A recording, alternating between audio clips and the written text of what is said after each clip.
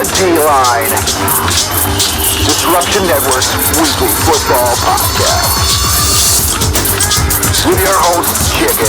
I will say that's one of the greatest things I've seen this year. Caleb. There's no takeaways.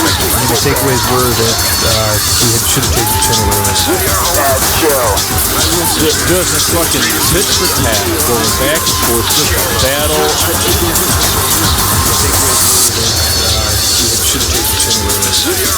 Jill. Just a fucking tit for tat going back and forth, just a battle. And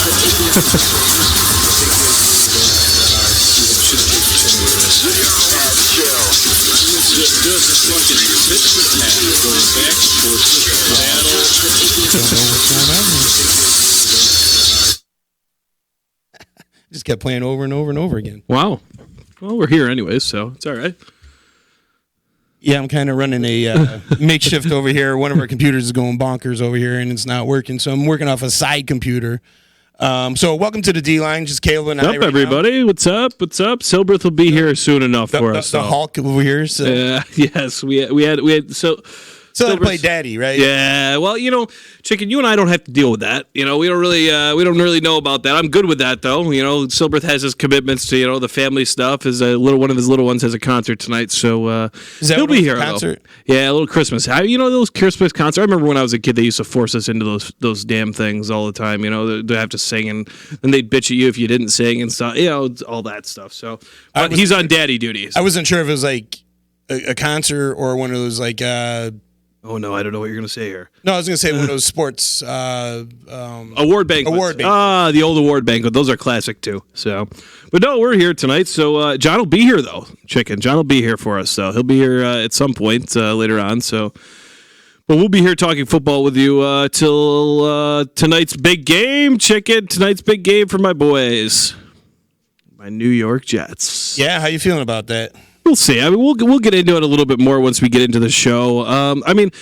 It's been a very tumultuous week for the Jets. Last week we were without our quote unquote superstar. Whose best offensive output this year was against the Dolphins the first time they played him in Le'Veon Bell. That's who we're referring to. He went bowling, right? Yeah. The first time they played the Dolphins, he was great. All right, he was really, really, really good. 25 touches. I think he went for over 100. His touches have slowly started to decrease ever since that game, and then he doesn't get a chance to play. It's interesting that he doesn't get the chance to play this week, and then it comes out that he was battling illness all week. He had the flu. Okay, but Saturday night, what does he do? He goes out bowling all night. And Adam Gase is pissed, and rightfully so. It's probably the first good decision Gase has made this year, to be pissed off about this whole situation. And it's just more Le'Veon Bell here, And I was hoping, maybe, I think this might be a symptom of the Jets' record, and maybe if they were a little bit better, maybe Le'Veon Bell wouldn't be the same guy, wouldn't be acting the way he is now. But it's slowly starting to be just another cancer, Chicken. It's slowly starting to be that. It's just another distraction. But I'm a little torn. I don't know how much to make a big deal out of this. I mean, he was already going to be out. Correct. I mean, he went bowling. I guess if you're sick and you're not going to play, it's not like you ran a marathon. No. I mean, I guess if you're going to go out and go bowling, it's a poor choice. You're calling into work sick, and then you're going out playing. It's like being caught at the bar when you call the boss. You're going to. He admitted to the interesting thing about this that I think you have to take away from this, and there's two things. There's two things that I say that maybe don't make this as much of a distraction as we think it is. Is we're dealing with the New York media. That's one, okay, and we all know how that is. Chicken. New York media is they're very unforgiving. And the other thing that I say to this, too, is if he hadn't practiced all week, because he had been dealing with the flu early in the week, okay? If he was dealing with the flu from Monday to Wednesday to Thursday, if he's dealing with that, then he didn't practice all week. So how do you expect him to play on Sunday? You know what I'm saying? So a guy like him, doesn't really need the practice. Correct. But we always, we kind of go on this show with the parameter of Thursday. If they're not there Thursday and they're not there Friday, they're not playing, okay? And I totally get that, and I think that's acceptable. But for a guy like this, a superstar, a guy that you're paying a lot of money to, the Jets are exploring trade options. And the Jets are going to take a very, very significant discount when push comes to shove for this guy. So and it kind of just makes you feel like, is he all in with the Jets? Correct. You know what I mean? Correct. Is he? Like last year, he held out all last year because he wasn't happy with Pittsburgh, and then he gets paid by the Jets. I believe a little less than what Pittsburgh was offering with, or right. It was right around. The holdout didn't do him justice. We both know that, right? So and he was trying to prove a point, and I get his point, and he was one of those things that part of me agreed with him, part of me didn't. Correct. I see where he was getting at, and I understand that something's got to be in place for these players. Sure. To protect them. Yeah. Because they're just treated as, property. Property. Yeah, absolutely. I don't think there's a, I hate to use that word, but I don't think there's a better one. It's absolutely true. I mean, they buy these players. Yeah. And, he put it to him just like, what's his name there? Revis. Yeah. Revis really knew how to work the system. Yeah, he did. He really knew he how did. He didn't sign these big long contracts. Yeah. He didn't want them. He wanted the 2-year deals so he can bank out. And he made a ton of money manipulating the system. Yeah. And good for him. And you know what? He was good everywhere he landed. Mm-hmm. So, he got a couple rings with New England. He was with the Jets. He was with Tampa Bay. He got paid everywhere he was until he wasn't that great, and then they just. Yeah, that's the problem. Is once you dip down a little bit, you're gone. Yeah, you're gone. Well, it's all this is kind of with the Le'Veon. I was very excited as we had talked. We had talked about earlier in the season about the Le'Veon Bell acquisition, but he's just been used so fucking poorly. It's so predictable. That offense has been so predictable all year. And it was even more predictable when the starting quarterback was out for 4 weeks with mono. It was even more predictable. And it's just been, turn it around, hand the ball off to Le'Veon Bell, let him get stopped at the line. Because go figure, you have Le'Veon Bell, but Le'Veon Bell's only, is very, very good. But, half of his success comes from the guys in front of him. Put somebody in front of him. That's where this team, the essence of this team, was this New York Jets team, was built out when they made the playoffs, when they went on the run the 2 years in a row, when they went to the AFC Championship game 2 years in a row with the Sanchez under center. That team was built from the center out. It was built years before. Right? No, years before, or 2 or 3 years before. They had 2 picks in the first round. The first one was Jabrika Shaw-Ferguson, who was an anchor on the left side of the offensive line for 10 plus years. Then Nick Mangold under center, and they built the team out from there. And that's where the success started. How do you expect, as a Jets fan, I have to sit back, stand and sit and take a step back and look and see, how do you expect this poor guy to be good with a shit offensive line? You haven't put anything around him. You talking about Trubisky? No, we'll get there. Or Jay Cutler? Yeah, right. But it's very frustrating. The Le'Veon Bell, he did blow his career high though. He said, yeah, he bowled a 251, so that was pretty interesting. But I mean, bowling doesn't, especially for a guy like Le'Veon Bell, isn't going to take a lot of effort. Correct. I mean, we've seen these guys play full on games with the flu. Yeah, and I guess that's what separates your guys like Le'Veon Bell from like the Brett Favres of the world. Who go out there and play. But then again, back in that day, Brett Favre had something to play for. They still had playoff hopes, and with the Jets, that's the other thing too. In Chicken, that's a great point to bring up, because that's something we're gonna have to start talking about this week. I think when we're looking at some of these injuries, a la Mike Evans is out for the season. Okay, which is is 3 games. He has a high hamstring pull, an elevated hamstring pull or something like that. So. Yeah, okay, if he's going to miss the 3 games, this is where it's smart to take those guys and IR them and be done with them for the season. So, yes, the Jets are out of contention. They are eliminated from the playoff hunt in the AFC. So, yeah, maybe it does make sense to kind of, be really, really cautious with this guy. But at the same time, if you're going to be cautious with this guy and not play him, he's coming off the flu. He was sick. Don't let it get into the media that Adam Gase was pissed off about it then. Because that was your choice. Who cares? You went bowling, Chicken. Who cares? I don't really care. I don't either. Who did they play last week? They played the Dolphins. They played the Dolphins. They won on the last second field goal. Just barely.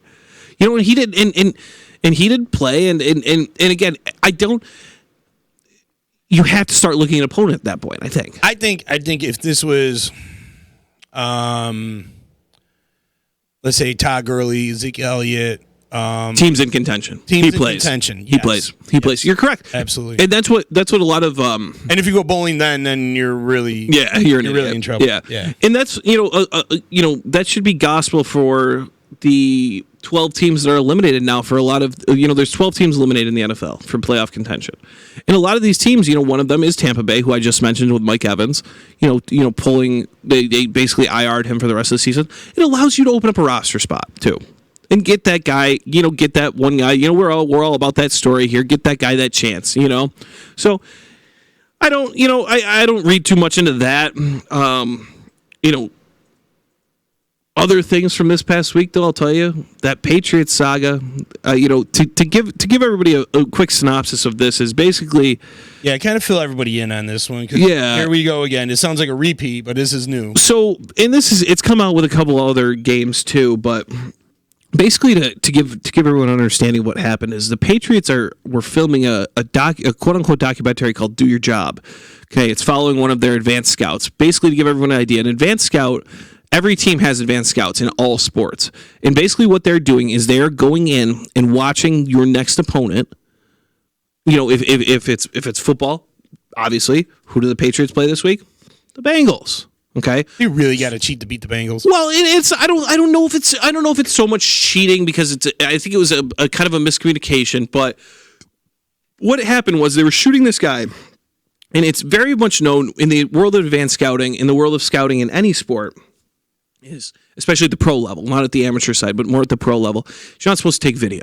Okay, the only video that you're allowed is NFL sanctioned video, which is going to be your CBS, your Fox productions. Okay, and what they give you on the sidelines through the NFL, when you're in game with the iPads and stuff like that. Okay, well, there was a camera crew. The Bengals basically, I think, kind of took a little exception to this and accused the Patriots scout of videoing the game. And we all know the Patriots have had problems with video cameras before. Okay, dating back a little bit. All right, so, and you know what? I'm not mad at the Patriots. I'm not mad at the Bengals. Bengals are doing their due diligence. I'm not mad at the Patriots because you know what? I hate to say it. I don't want to put this in the terms of if you ain't cheating, you ain't trying. But if you're not trying to go to the nth degree of every rule, okay? If you blatantly cheat and you know you're wrong, that's one thing. But there are certain bylaws in sports that aren't written out to the fulfillment of the ultimate goal that they're trying to I also decide. think we don't see it a lot in the NFL. We don't see it a lot in basketball and baseball. We don't see it in the major sports, but you do see it a lot in NASCAR. These guys trying to push the edge to see what they can get away with. Every little advantage. And it's kind of like that. You got to go through and you got to inspect the cars, and they're like, oh, I'm sorry, my bad. And they're just trying to see what they can get away with. Maybe it wasn't stated before, but maybe it will become stated. Right. You know what I'm saying? It's like pushing the envelope, but it's like it's not illegal, but it's not, It's one of those things where it's like, don't walk out that door. Okay, well, I jumped out it. You know what I mean? Right. Like, the language was a little bit different, and you can get away with those things. And you know what? Hey, good on the Patriots for trying to do that. I don't hate it. I know we hate the Patriots, but at the same time, hey, it happened. You move on. It's and then there was videos from Buffalo when Buffalo was playing this past weekend with two guys in Patriots gear on the sideline and full Patriots garb and stuff. And it's just become, I hate the fact that it was funny. I was watching one of the highlight shows, and one of the guys was booing. These people were booing the Patriots after losing against Kansas City. And you're like, you just won more championships in the past 15, 20 years than any team in the history of the NFL. And you're going to boo the players that won those championships because you lost a game? Come on. Fans 2019, 2020 fans are very ignorant. It's what have you done for me lately? Well, it's the fair weather fan. Yeah, it's exactly. It's like we seen it with the Cowboys years ago, when in the '90s when the Cowboys actually won something, and like people jumping on the bandwagon, and now here they are still wearing their Troy Aikman jerseys, because it's like, well, I'm just gonna jump on a team because they're winning, so it's easy for me to jump on and root for them, just like Yankee fans. Yeah, I don't. I was just gonna say that. Yeah, I don't watch baseball, but if I did, I wouldn't be a Yankees fan. Well, it's sometimes you're just born into that. Like for instance, growing up in this area, you claim to be a Yankee fan, but you see it a lot with other people too. It's like, oh, you're Oh, you're from Texas. Oh, okay, you're from Texas. Who's your favorite team? Oh, I'm a Yankee fan. How old are you? Oh, you're 27, the same age I am. Oh, okay. Sounds like you hopped on the bandwagon because the fucking Rangers are terrible. Like it's that way. And like you said, it's a lot of not uneducated, but when I say uneducated, I mean uneducated in the theorem that we're talking about, the sport that we're talking about. It's not that they're bad people or anything like they're that. They're not like diehard fans. Yeah, they're exactly. Like, and being a Bears fan, I know you being a Jets fan. And we've seen it in, like, let's say Bandage. Let's say the Browns do make the Super Bowl or whatever next year or two. And there's going to be people out there that are going to call them a bandwagon. I remember when the Bears went in 06, they're calling me and Sil like bandwagoners. And I'm like, oh, hell no. Yeah. Oh, hell no. I was in through the 90s. I know the lean time. Chick, it was me when the Jets went to those AFC Championship runs. And they're like, oh, you're just hopping on the bandwagon. It's now you're a Jets like, fan. Man, I watched Wayne. Wayne Corbett was one of my favorite players. Curtis Martin, Vinny Testaverde. It's those guys. People are different. So. Our buddy Stu from Wrestle Fandom. Stu! He said, any Pats fan before 01 are fair weather. I will say no. I would say past 04, 05. Are we splitting hairs here or what? Yeah, because you know what? Because if you're around 01, fine, you jumped on the bandwagon when it was early. Mm-hmm. You know what I'm saying? Like, and they were underdogs that whole season when they played against the Rams. So if you jumped on then, I'd say, okay, I'll give you a pass. Because nobody knew they were going to be a dynasty. Mm-hmm. We just thought they were going to be a one-off, lucky, whatever. But after 04, 05, and you just say, well, no, I'm a Pats fan. Well, now you're basically jumping on that bandwagon. Yeah. And hey, you know what? If it's like Golden State Warrior fans. And now how you doing? Yeah, how you doing now? How you doing now with 4-20, the worst team in the NBA? But and that's the thing too. Like that's the thing that you have to. With I think fandom, and I guess we could tell people how to be. I mean, I don't know if we're in the fucking shoes to tell people how to be fans, but at the same time, it's go through the bad years with teams, go through the good years. I mean, these New York Jets, it's the ups and the downs. So and you only get these like so-called fans that rag on their team harder, and then like they don't even pick their team to win. Like so. Ooh, it's John Silver last week didn't even pick his own. That's one's for you, John. Again, John's mom won't have to call tonight. She's probably at the concert. Oh, she's probably still going to call. Yeah, how about let's touch on that game in the Dallas Cowboys because they're all over the news right now, all over. Well, yeah, okay. So because you want to go talk about a couple of the games, not necessarily just the game, but like the fact that now everyone's looking at Jason Garrett, which we were talking about this 4 weeks ago. Like this dude's been on way too long. I think he's got naked pictures of Jerry Jones's mom or something. I don't know. Like he's got something keeping him. Chicken, there. I hate to tell you this, and we don't have to go down this route because we have for the last 3 weeks, but it takes no further than going online and looking at who the number 4 seed in the NFC is right now. And that's why we can't take Jason Garrett's job from him. Because Chicken, I'm a firm. This is a belief that I have, and a lot of people don't share this with me. But if you go to the playoffs in any sort of sense, I do not believe that you deserve to lose your job. I disagree. I know you do. And we've seen it a few times. We've seen it with what's his name from Chicago? Holy crap! Lovie Smith. Lovie Smith went 10 wins and they fired him, and they haven't been. Last year they got about 10 wins. But since then, they haven't been back, and they fired this guy. We've seen it. Well, that was change the quarterback was when Tyrod Taylor went to the playoffs with Buffalo. Mm-hmm, mm-hmm. But we definitely see people make the playoffs. Sure, it's a thing. It's a thing. I just don't believe in it. That's my thing. I could listen. You could make it art. You could probably paint the picture for me, and I could probably buy in by the end of the conversation. But I just think that that's a major block for a lot of people. I feel like with him, especially with Garrett, you're going in as a dog. You're going in backing in with a shitty record. You're not dominant. Mm-hmm. You have talent there that if you knew how to work that talent, and you knew how to utilize them, you can. You could definitely. We're getting toward a sour message. What do you mean? Like you said, you're absolutely right. Utilizing players. Sorry to cut you off there. And play calling and exactly and things like that. And I feel like Jason Garrett can bring him to mediocrity. he can't bring him past mediocrity. It's the same thing over and over again. And can I tell you who that is, Chick? And this is, I think it's going to be on pretty much the same level because I know Garrett's very respected in Dallas. People really do like him. Todd Bowles. Todd Bowles was a great coach. Todd Bowles is a great guy. Okay, the message got sour in New York. The message just wasn't the same, and so he was out of town. And they bring in a new head coach. I mean, granted, I don't know how much fucking better the message is, but Stu says he'll allow my after 04. Okay. Thank you. And he says, fire him. He lost to Buffalo. I think a lot of teams have lost to Buffalo. I guess we can't really use that. They lost to the Jets, is what we can say. Yeah. No, they lost to the AFC East. Yeah. Pretty much. Yeah. And you're 6-7. That's not impressive. No. You can finish 9-7. And you're gonna most likely win your division because your division is absolutely horrible. And it goes back to that argument we made a few weeks ago where I feel like the playoffs should go from top down. Sure. Like, don't worry about the divisions because now we see where the flaw is. Now basically you're almost granting somebody a win.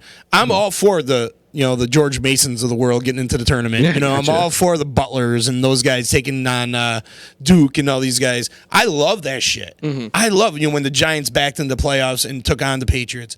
I'm not a Giants fan. I hate Eli, but I love that they were able to do that. I rooted heavily for Eli. Sure. That defense was nasty. The run game. I love that part of sports. The little guy could get in. But what pisses me off is when there's several teams that are better and have a better record and played harder teams and aren't deserve that right. At least give them a chance to get in. Yeah, you know what I mean? I could totally get on board with that. But I just think that the NFL is so. And they need to realign these. I think that's a Dallas, decent point. That's why a decent is Dallas point. in the East? As we come to know it, that's how it is. Right, because it's been like that that's for what it is. 50 years. Yeah, that's what it is. But like we restructured everything. We took Seattle from the AFC and moved them into the NFC. We've took Tampa Bay, moved them from the Central. Yeah, realignment happens quite a bit. And I feel like there's enough teams like Dallas should not be in the East. They should definitely. We've seen how terrible that conference has been for the past 10, 15 years. Yeah. And it's always one team above the other, and they're never the dominant team in the NFL. Do you notice that? When has the Giants, the Cowboys, the Eagles, or the Redskins been the most dominant team in the league? Even the Eagles, when they won the Super Bowl, they were pretty dominant, but they backed into the playoffs. Exactly. They weren't the dominant team in the NFL. They lost their last 2 games of the season. Yeah. I mean, you see, in the North, okay, 1 year it's the Bears, then Green Bay is a dominant team, and they've been a dominant team for the past several years, probably past 20 years. I mean, can I level with you about the Packers?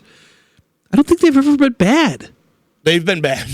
I mean, they won. You were young from the Super Bowl to now, from one to whatever will be at 50 this year, or whatever. Pre Brett Favre, they were terrible. Yeah. They were god awful. But every team goes through that rebuild, and that's what I'm saying too. That's the other problem that we have in the NFL too is we're playing such a small amount of games. Okay, we have 32 teams, and we're playing such a small amount of games that inevitably, probably every year, there's going to be a really down division. I mean, Chicken, think about the fucking struggle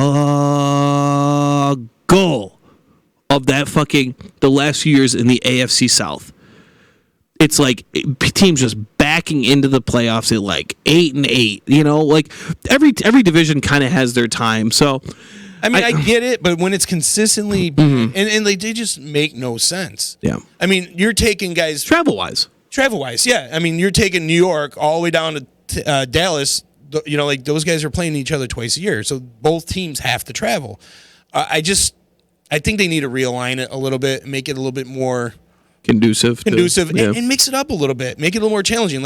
I kind of feel bad that the AFC East, they got to play New England, and they're just getting housed every year. And none of those teams have a chance. But if you take one of those teams like the Bills right now, and you put them in, the AFC Central. I have to disagree with you about one thing, though. I think the Bills win that division. Well, no, I'm sorry, Baltimore's in that division. I would agree. No, I get what you're saying. You can kind of fairy tale moving teams around.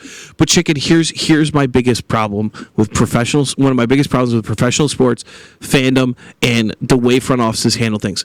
Chicken, This coming offseason, the salary cap is going to go from 196 million to 201 million. It's going to increase for I believe the 8th year in a row. Okay, Chicken.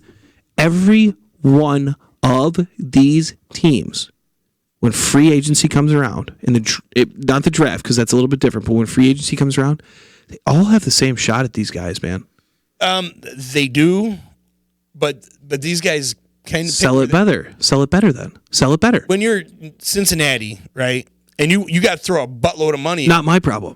Right. Not any of the other team's problem. But if you're New England, you don't have to throw as much money around. Because you're almost guaranteeing them a win. Okay. Winning is one thing, but when guys are looking at other places to go, it's a lot about the city. It's a lot about what's around. So that's where you're cut off a little bit. So nobody should want to go to Cincinnati, Ohio. Don't go to Cincinnati, Ohio. It's not a nice place. It's not a fun time. Okay, But here's the thing. This is where you come in with those front office guys, and this is why you hire good coaching and good developmental guys, because they should be sitting down at the meeting and they should be able to look across the table with one of these guys and be like, hey, listen, we're willing to give you a little bit more money. Come here and make us a Super Bowl champion.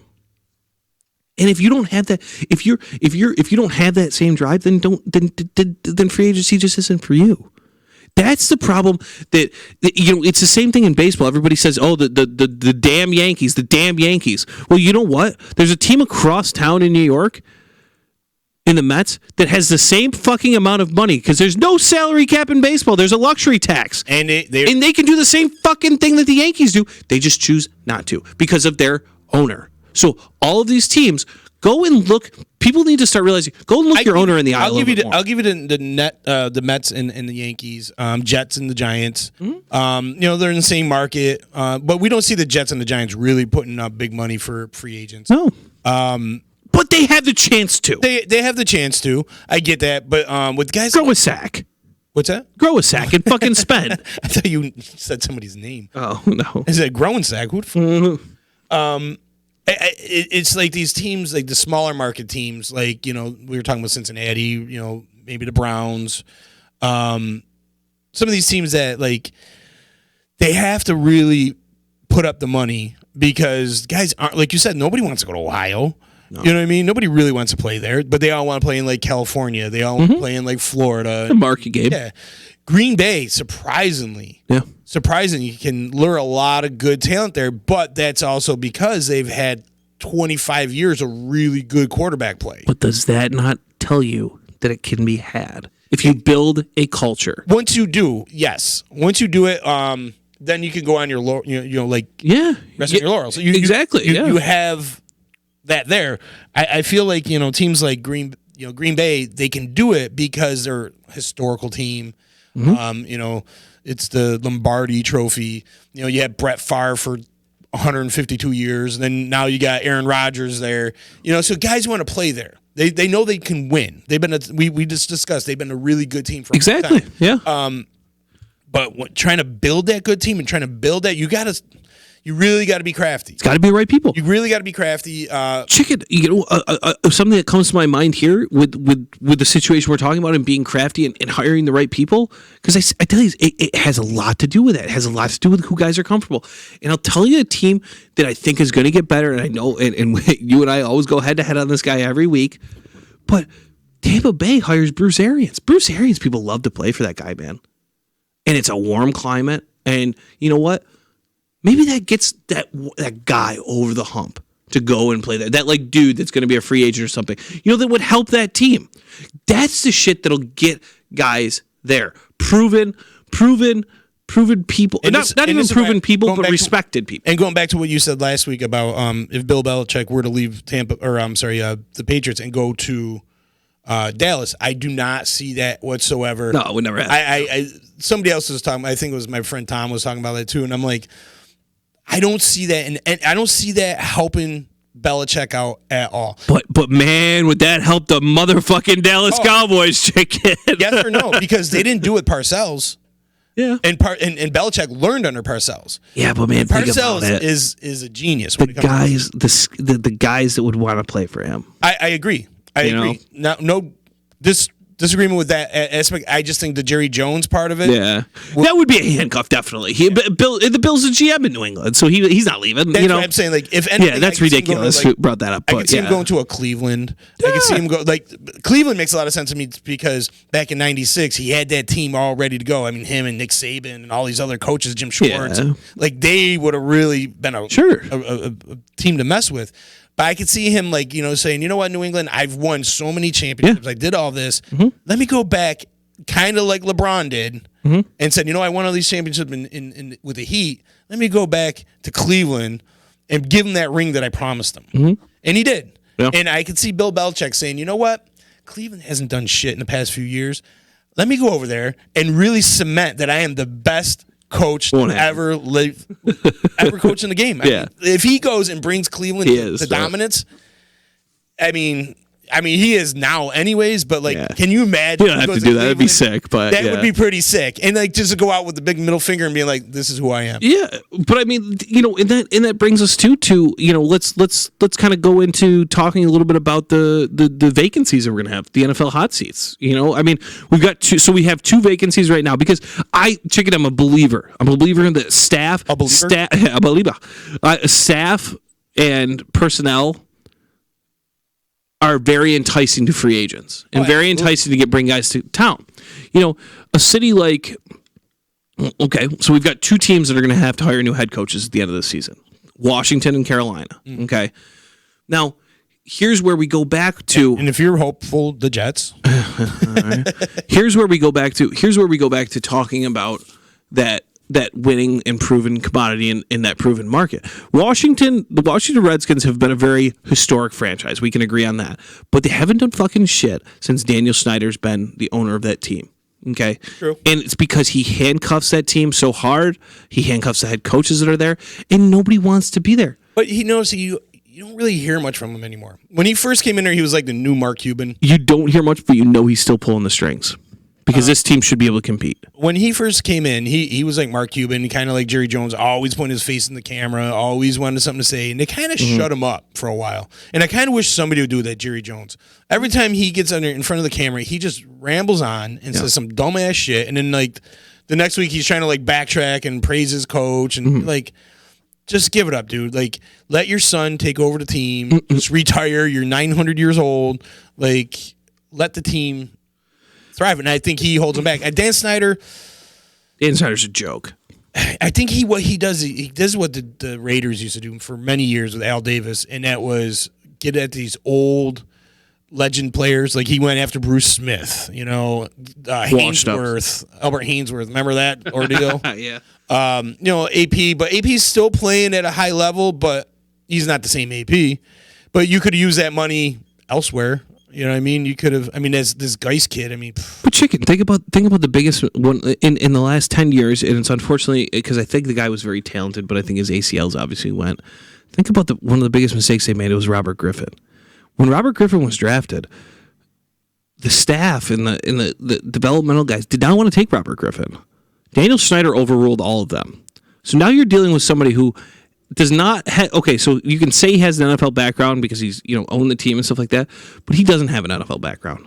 These are decision makers. That are put into place to make these decisions, and you're overruling them. Now Jackson's got us thinking that if under the right coaching with the right type of playing, could Robert Griffin Jr. Could he have succeeded? So talent. I'm not going down the talent road here, though. I'm going down the road of no, not even just the talent. I mean, RG3's got a ton of talent. I know. But what I'm saying is guys like Daniel Snyder and guys like Jerry Jones are in these locker rooms. Or in these locker rooms, Jerry Jones is the general manager of the Dallas Cowboys. He makes all of the decisions. I thought Stephen Jones was. He's okay, so he's the VP of football operations then. So that guy, the VP of operations is higher than the GM. So he's making all the decisions. So at the end of the day, one person's making decisions. And this is pro sports. Scouting departments in sports are 40, 50 guys that argue, have differing opinions. I've watched certain situations in sports play out that one or two guys didn't like the smallest thing about what a guy does, the way he just does it. And I'm talking physically, not like, attitude wise or anything like that. I'm talking from a biomechanical spectrum. And teams haven't taken those guys and let those guys. And those guys are going to be future big leaguers or future pro ball players. And I see now we're at a day and age where we're looking at smaller schools. Yeah. Typically years ago, nobody looked at those small schools. You're like, oh, you went to a small school, we're not going to pick you up. Yeah. But now you're starting to see these guys, these teams go out and find these. It's so hidden important. gems. It's so important, man. It's so important to have good. To have a good front office and have a good establishment and have a good chain of command, because that's how these teams It's thrive. also, but the point I was getting at with the coaching, we don't understand with the coaching. We're thinking okay, they pick the plays, they pick the players, but somebody's got to teach these guys, and that's why I look at John Harbaugh, what he was able to do with Jackson at the helm. This is a system that we've never seen from Harbaugh. We've always seen very vanilla type offense from Harbaugh. It was hard-nosed football, good defense, run game, kind of a vanilla passing attack, once in a while use the big arm to Torrey Holt, but now we're seeing crazy packages and we're seeing new designs, and he You have to do that.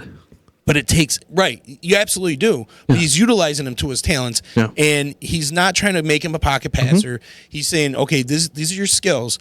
We're gonna take those skills and we're gonna utilize them the best way you can. And we don't see that a lot in the NFL. Belichick does it. We see guys excuse me. This is how I want you to play, and this was the problem. System quarterback. This is what my problem I had with Matt Nagy early in the year. System quarterback. He wanted Trubisky to sit behind a quarterback. You're sitting behind the offensive line, which sucks. Be in his system. He wanted him to be in his system. Right. And what was I saying? And you know what? Going back to that game with the Cowboys, finally, the past 2 weeks, it's like Matt Nagy was listening to the D-line. You know what I'm saying? They did a hurry-up offense. They kept him in the groove. They let him run the ball.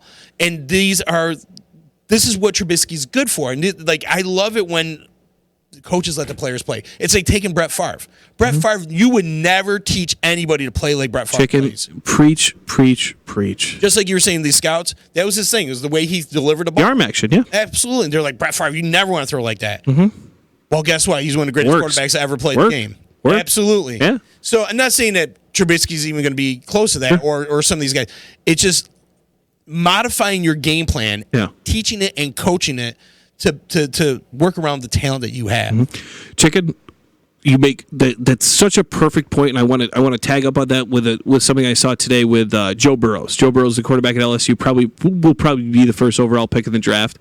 And somebody said, if Zach Taylor is smart and Cincinnati gets the first pick, they take Burrows and they shape their offense around him. Don't make him a system quarterback. Don't be so fucking selfish. If you're a good coach, you're adaptable. That you adapt. If you're so fucking selfish that you bring a quarterback in and you force him to learn your offense and force him to do that, yes, you force him to learn the idiosyncrasies and the ways of your offense a little bit, but you have to play to that guy. Because, Chicken, you put it perfectly. If anybody needs an example of this, answer me this question. Are Joe Flacco and Lamar Jackson the same person? Absolutely. Fuck, Sil? No. So, fuck, no, they aren't. They aren't the same person. But. Not even close. But did they skip a fucking beat? And that is good coaching. No, they didn't skip a beat. They advanced higher. Exactly. And look at the Kansas City Chiefs. That's good coaching. Look at the Kansas City Chiefs. They were able to take Alex Smith and make him look amazing. Yeah. And then he leaves, and then Pat Mahomes comes in. Not the same style of quarterback. Absolutely not. Totally different. Totally different. Let him utilize his talents. Right? He gets hurt. Who steps in? Matt freaking Moore. Yeah. Who? Yeah. Matt Moore. And he comes in, he lights it up. But he wasn't playing Mahomes style. Yeah. He wasn't trying to be Alex Smith. He was just playing within himself. And Andy Reid knows how to utilize that. He knows how to get the most out of his players. Just like Bill Belichick, we were talking about positional players. Like we were talking about J.J. Watt going to a system like that where now he's a positional player. He's a pass rusher. You know what I mean? And you take him out for coverage. Do you think that when Drew Brees got hurt, Sean Payton just went like this with his playbook? Yeah, he probably fucking did. Because he has a new quarterback coming in. I Different style. I think he. You have to be my point I with think that. he narrowed it down. My point with that is to be. What I'm saying, I don't lose me here. But my point with that is saying, you have to adjust. You have to adjust. Adam Gase. Guess what? Adam? Guess what? Everything you've fucking done with quarterbacks hasn't worked. And You aren't the fucking guru I thought you were. Jason Garrett, you don't know how to game plan. You don't know how to once you're in the game, you don't know how to readjust. You don't know how to make adjustments. Bill Belichick has got to be one of the greatest coaches ever at in-game changes, in-game adjustments. And I feel like that's what's going to win your game. I feel Peterson for the Eagles has a really good way of changing his game plan. But I look at guys like Garrett and Gase and stuff. They're like going by the manual. Okay, this is the manual 101. We're going to run here. We're going to play action. It's very boring, very monotonous. There's no creativity to the offense whatsoever. I just feel like they need new blood. So yeah, I understand what you're saying. You're totally right. They literally do. You have to change at some point. I mean, I had a list that I kind of put together, and I'll tell you something. I mean, the list that I say is okay. So you have Panthers and Redskins already looking for a coach. Okay, then I think your list that you might be looking at is maybe Dallas. Atlanta's the top of that list. Atlanta will have a new head coach next year. Then Dallas.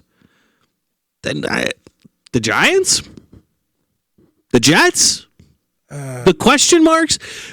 Hey, Chicken. I know you're not going to like this a lot, and I've said this before. The Chargers. I think the Chargers will be all right. Going to a new city. I mean, I think the Chargers. Jacksonville. Is this it for Doug Marrone? Do we need a new voice there? That might be the thing too. I mean.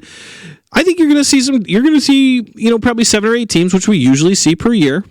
And I think your top candidates. I mean, if you had your list of 5 candidates that I jotted down real quick here would be McCarthy, Rivera.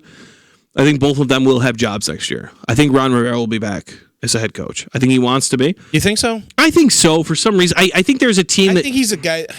I think he might take a year off, and go into the booth or as a D coordinator. He'll never be a coordinator again. You don't think so? He'll never go back. No, he had too much success as a head coach. You know where I hate. I don't think he leaves the division even. Does he make sense in Atlanta? Revamp that defense. Go to good OC. You know what I'm saying? I can see him there. I could see him going to Dallas. And that's also too. You're talking about a team. You're talking about a team in Atlanta. See him going to Dallas. Yeah. They already got a good nucleus for a defense. They got a good run game. Atlanta is a team that's underachieved and ready to win now. He brought Cam Newton to the Super Bowl, which you got Dak Prescott. I feel like they mirror the Carolina Panthers a little bit. That they just need some adjustments. Yeah, and better coaching. And I feel like if Jerry Jones is smart, I feel Ron Rivera might be a really good choice. I don't think Ron Rivera wanted that job. You don't think so? No. I think he probably would. Why would Atlanta's more appealing than that job? I disagree. Why you don't have to report back to Arthur Blank? Arthur Blank is a very laissez-faire owner. Yeah, but a guy like Ron Rivera, I could feel like wants to get back to the Super Bowl. Who do you think is a more talented team? I feel I would say Dallas. Dallas is pretty talented. I would say Dallas. So is Atlanta. Dallas has a talent on both sides. Where Atlanta's really missing on defense. Just dog shit on defense. Yeah, and I feel like if you're a guy like Ron Rivera, who went to the Super Bowl with a tough defense, strong running game, they didn't have to rely heavily on a big passing game, which bodes well for in Dallas. I mean, in Atlanta, you want an offensive coordinator who could be wide open. Because you got tons of wide receivers that could really get out there, Julio Jones and Ridley and all these. Hooper. Yeah, they could really spread it out. So you want somebody with a little more imagination offensively, I think. Yeah. And I feel like with Dallas, I feel like he has a better chance of making Dallas better, which I hope he doesn't go there. But and this is where too. I mean, Dan Quinn was a defensive-minded coach going into Atlanta. This is where too. I mean, to be honest with you, maybe a Mike McCarthy works because here's the thing: you're getting numbered on Matt Ryan's days. Okay, and when Matt Ryan's days are up, Matt Ryan is the trigger to the Atlantic Falcons franchise. The minute Matt Ryan is done, the rebuild starts.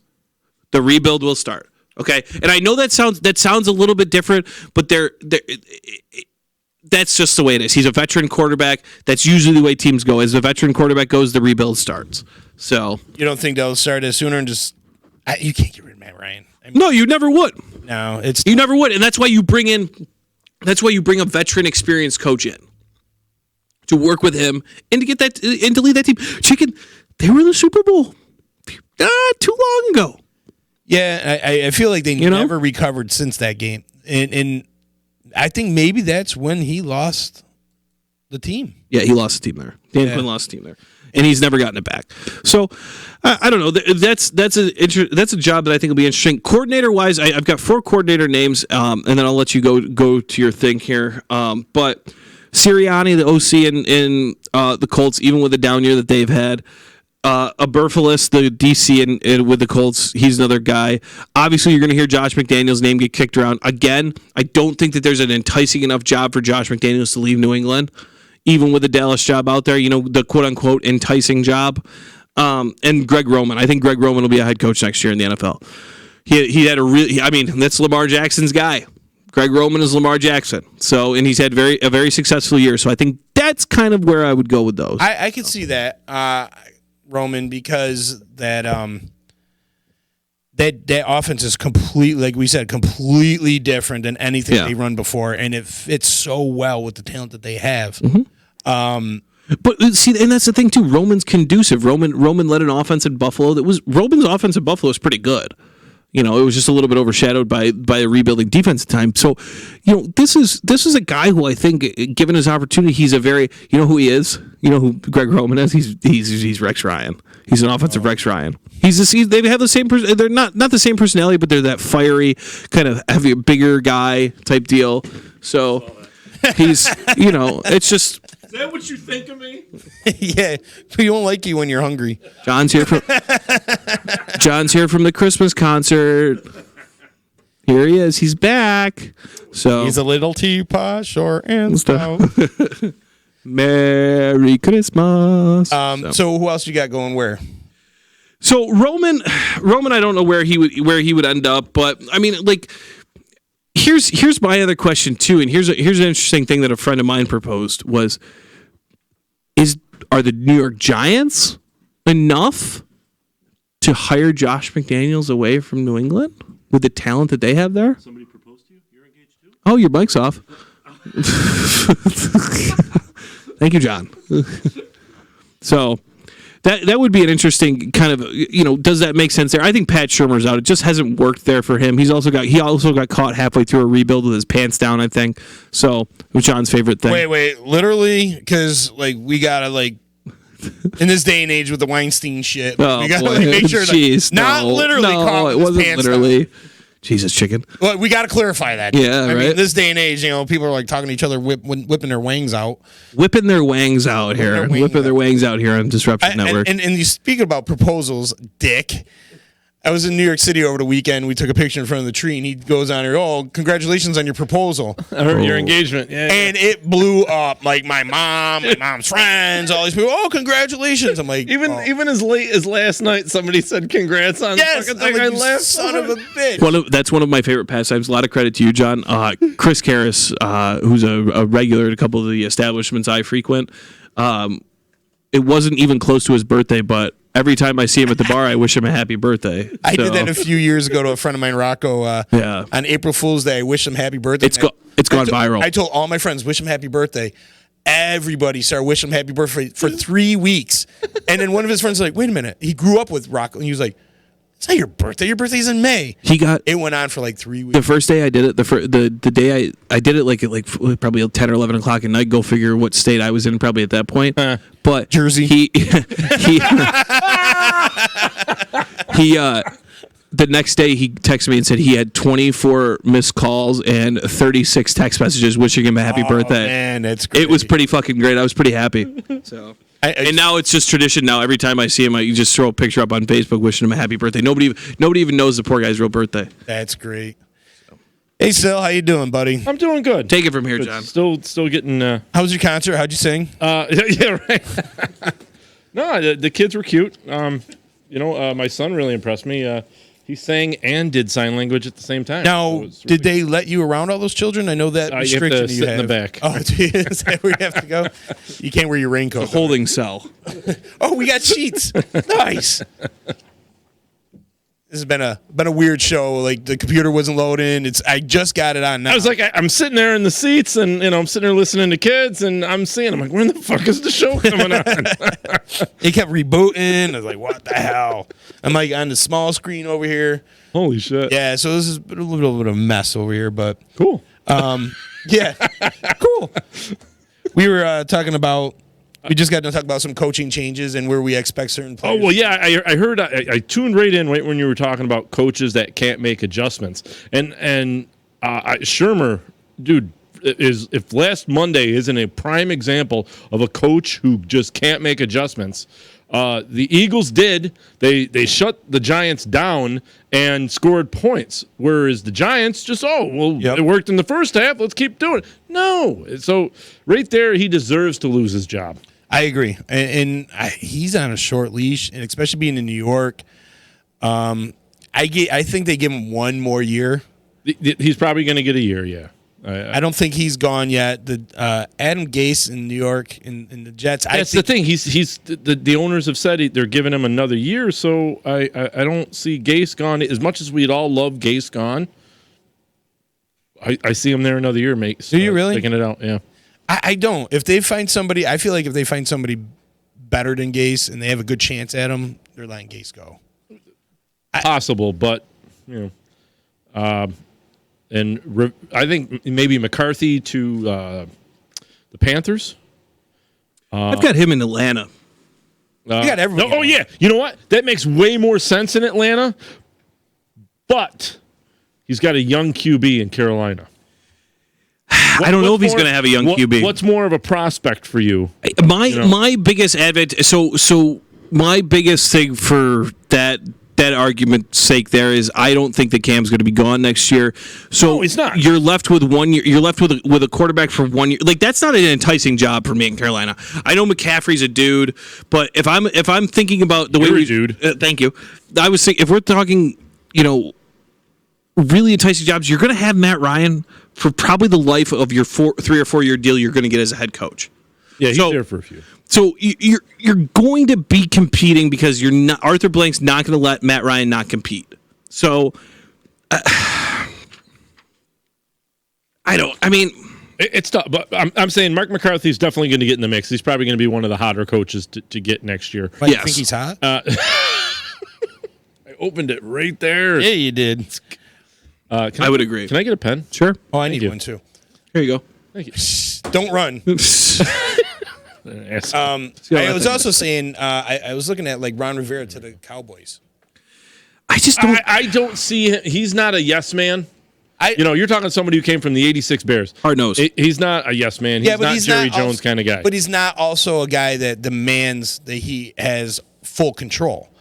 He plays within the system, but he's also adopting a strong defense and a good running game. And for him, that's all he needs. That's what he went to the Super Bowl with. And I just feel like that sort of team, if I were the Cowboys, that's who I would want to go after. I've always felt, Ron Rivera and I, we're like... oh, boy, I can't wait to hear this. A guy and a girl who always are with somebody at the same time, but they like each other. But, I'm single and she's got a boyfriend. Then I got a girlfriend and she's single. What if she's got a girlfriend? Right? Yeah. I wish he was a Bear. I really do. I like him as a coach. So, yeah, he's going to end up somewhere where I really don't want him to go. But I just feel like with him, I don't think he would be good on the Bears. I don't. I don't feel like he has that, like we were just discussing with the... Wait, we're replacing the Bears head coach now? No, I'm just saying, like, if he mentioned with the Bears, he likes him with the Bears.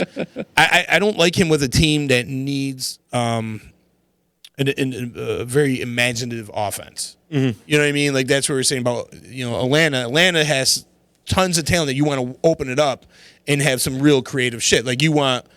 Got to be based around the players. Andy Reid type. Got to be based around the players. Yeah. Well, that's what I'm saying. That's what I'm saying. Like those players at Dallas match Rivera more than they match pretty much anybody I can see, because he's basically getting the Carolina Panthers. Yeah, right. That's the way I look at the old Carolina Panthers. Dallas, I hate to say it, but they have a nucleus there. They have a team. Well, they've got a great team there. They just talented. What is fucking Jerry Jones gonna release the reins? Yes or no? If he's not, then he's gonna get a young fucking coach out of college. If he is, then he'll get an experienced coach. That's Jerry's choice. It really is what kind of coach they get. They're Jerry's kids, right? So boy. Oh my God. I mean, to be honest with you, Lincoln Riley makes sense there too from Oklahoma. He would. He's the head coach at the University of Oklahoma. He was on the come up last year for an NFL job, but he turned it down. So we're all in agreement that Garrett's gone. I would have to think. Yeah. I mean, if they here's the thing though: if they go to the playoffs and win a game, then he's there again. So actually, it just came up just before while I was sitting in the auditorium tonight. I saw an article of what he did today to try and motivate the team. He showed the team. Videos of the past success of the Dallas Cowboys, and even some plays from last year. Were they in color? Yeah, right. I know. So it was pre AFC NFC, and the article was ripping on him that's like some rah crap, for high school kids to get them motivated. But I was like, well, it's kind of cool. What the fuck else do you want him to do in media? For them to see what they're playing for, the past, what they represent. Bring in Emmett. Bring in. Yeah, you're right. You don't think he's there all the time? He's there all the fucking time. Former players are always around the facilities. That's the shit. That's the shit of the day and age we live in now. Is we fucking scrutinize every little fucking thing that a guy does. Guy fucking sits him down, shows him a fucking good pump up video, and sends him out for practice. Hey, fucking sounds great. Yeah. Sounds like good coaching to me. But we have to be like, should he have brought it up? Should he have brought it in a player? What should he have done teaching these kids? What are you teaching your players? Well, what can you teach at this point in the season? What are you part of? This is what you're part of. This is this organization's past. This is what you have to live up to. It's their execution. Put that chip on your shoulder. But it's not. We're putting it all on the players. And you're getting motivated. I think they're motivated. I think it's the coaching. I don't argue with this. I don't think they're teaching. You see holding calls and you see jumping and you see dumb things. That's coaching. You can blame the players all you want, but that comes to, you don't see that with the New England Patriots. You don't see that with the good teams. You see sound football. You know what I mean? We watched the 49ers and the Seahawks play, and they battled it out, and it wasn't left up to the refs. We seen the 49ers and New Orleans Saints. It wasn't a ref game. You know what I mean? Those are teams that their players play right. Mm. Then you look at teams like Chicago, Cleveland. Yeah, Cincy, they do dumb shit. And we see that all the time in Dallas, and there's no imagination whatsoever when it comes to the coaching. So that brings the morale down. Mm-hmm. You know what I mean? When you're doing the whole humdrum, vanilla type of plays, that brings it down. You got to add fudge and a cherry and a whipped cream and mix nuts. It up a little bit. We've missed you, John. Changes. I mean, prick. We seen the complete opposite. Hulk didn't say anything more than smash. Yeah. Going back to that Bears in Dallas game, we were talking about how why wouldn't we? Both teams were going on two ends. Dallas had 2 losses in a row, but Chicago had 2 wins in a row. But we seen the way they were playing. Chicago adapted. We were just saying how it was like Nagy started listening to us and started running no huddle and started actually running the ball. I had no problems with his play calling last week. None. Nope. I was actually surprisingly happy with the play calling. I don't know if it was the food or the beers, but yes, the football was very pleasant to watch. Yes, it was. and there was a lot of facts after the game too, and I'm remiss that I didn't. I took them in, but I can't remember them now. But there was a lot of things that they were talking about after the game. The Mitchell Trubisky's, I think it had to do with his release time. And the certain routes that were ran for him were just a little bit more conducive to the way he plays. Yeah, on the move. I totally agree. And they weren't just fucking 3-yard dumps. They were down the field. Mm-hmm. They moved him a lot. The defense was aware that he could move. They opened holes for the running back. Yes, everything stems off of him running the ball. I swear to goodness, it opens up holes for the offense. It holds the fucking linebackers. I'm wondering if they changed their blocking scheme.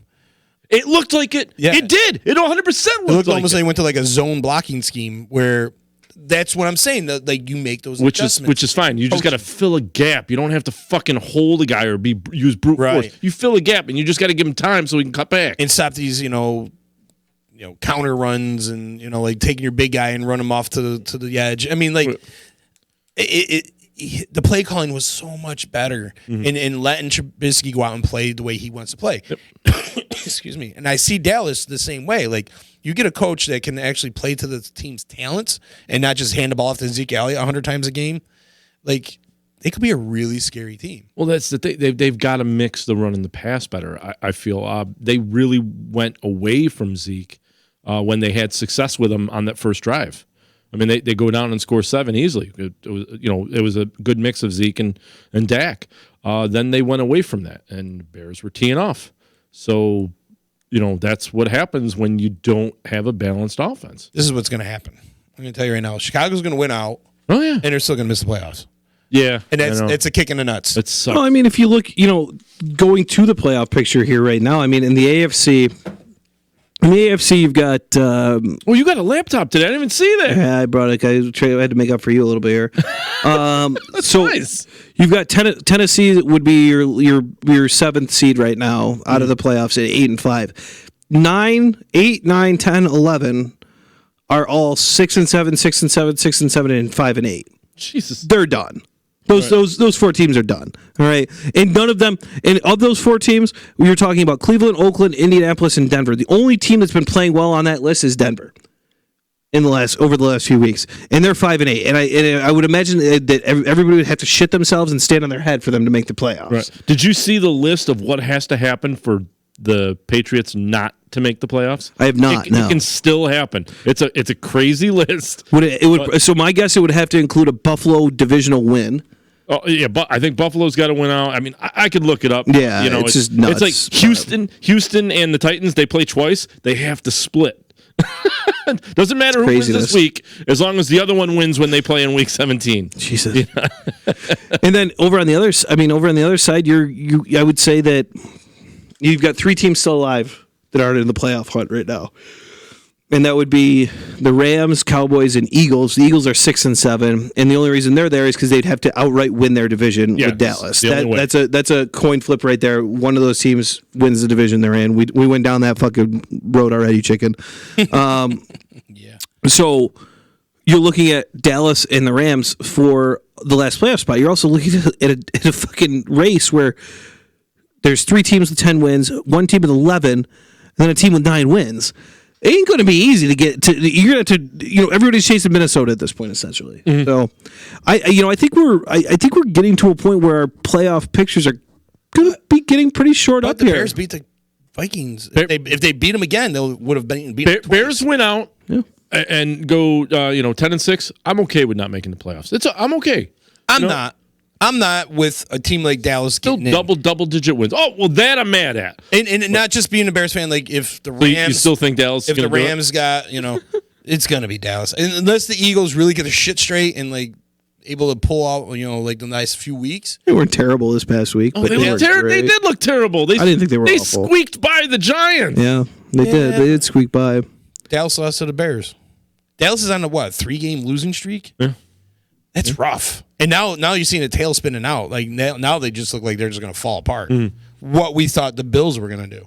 Speaking of those Buffalo Bills, got to give some credit to those Buffalo Bills from this past weekend.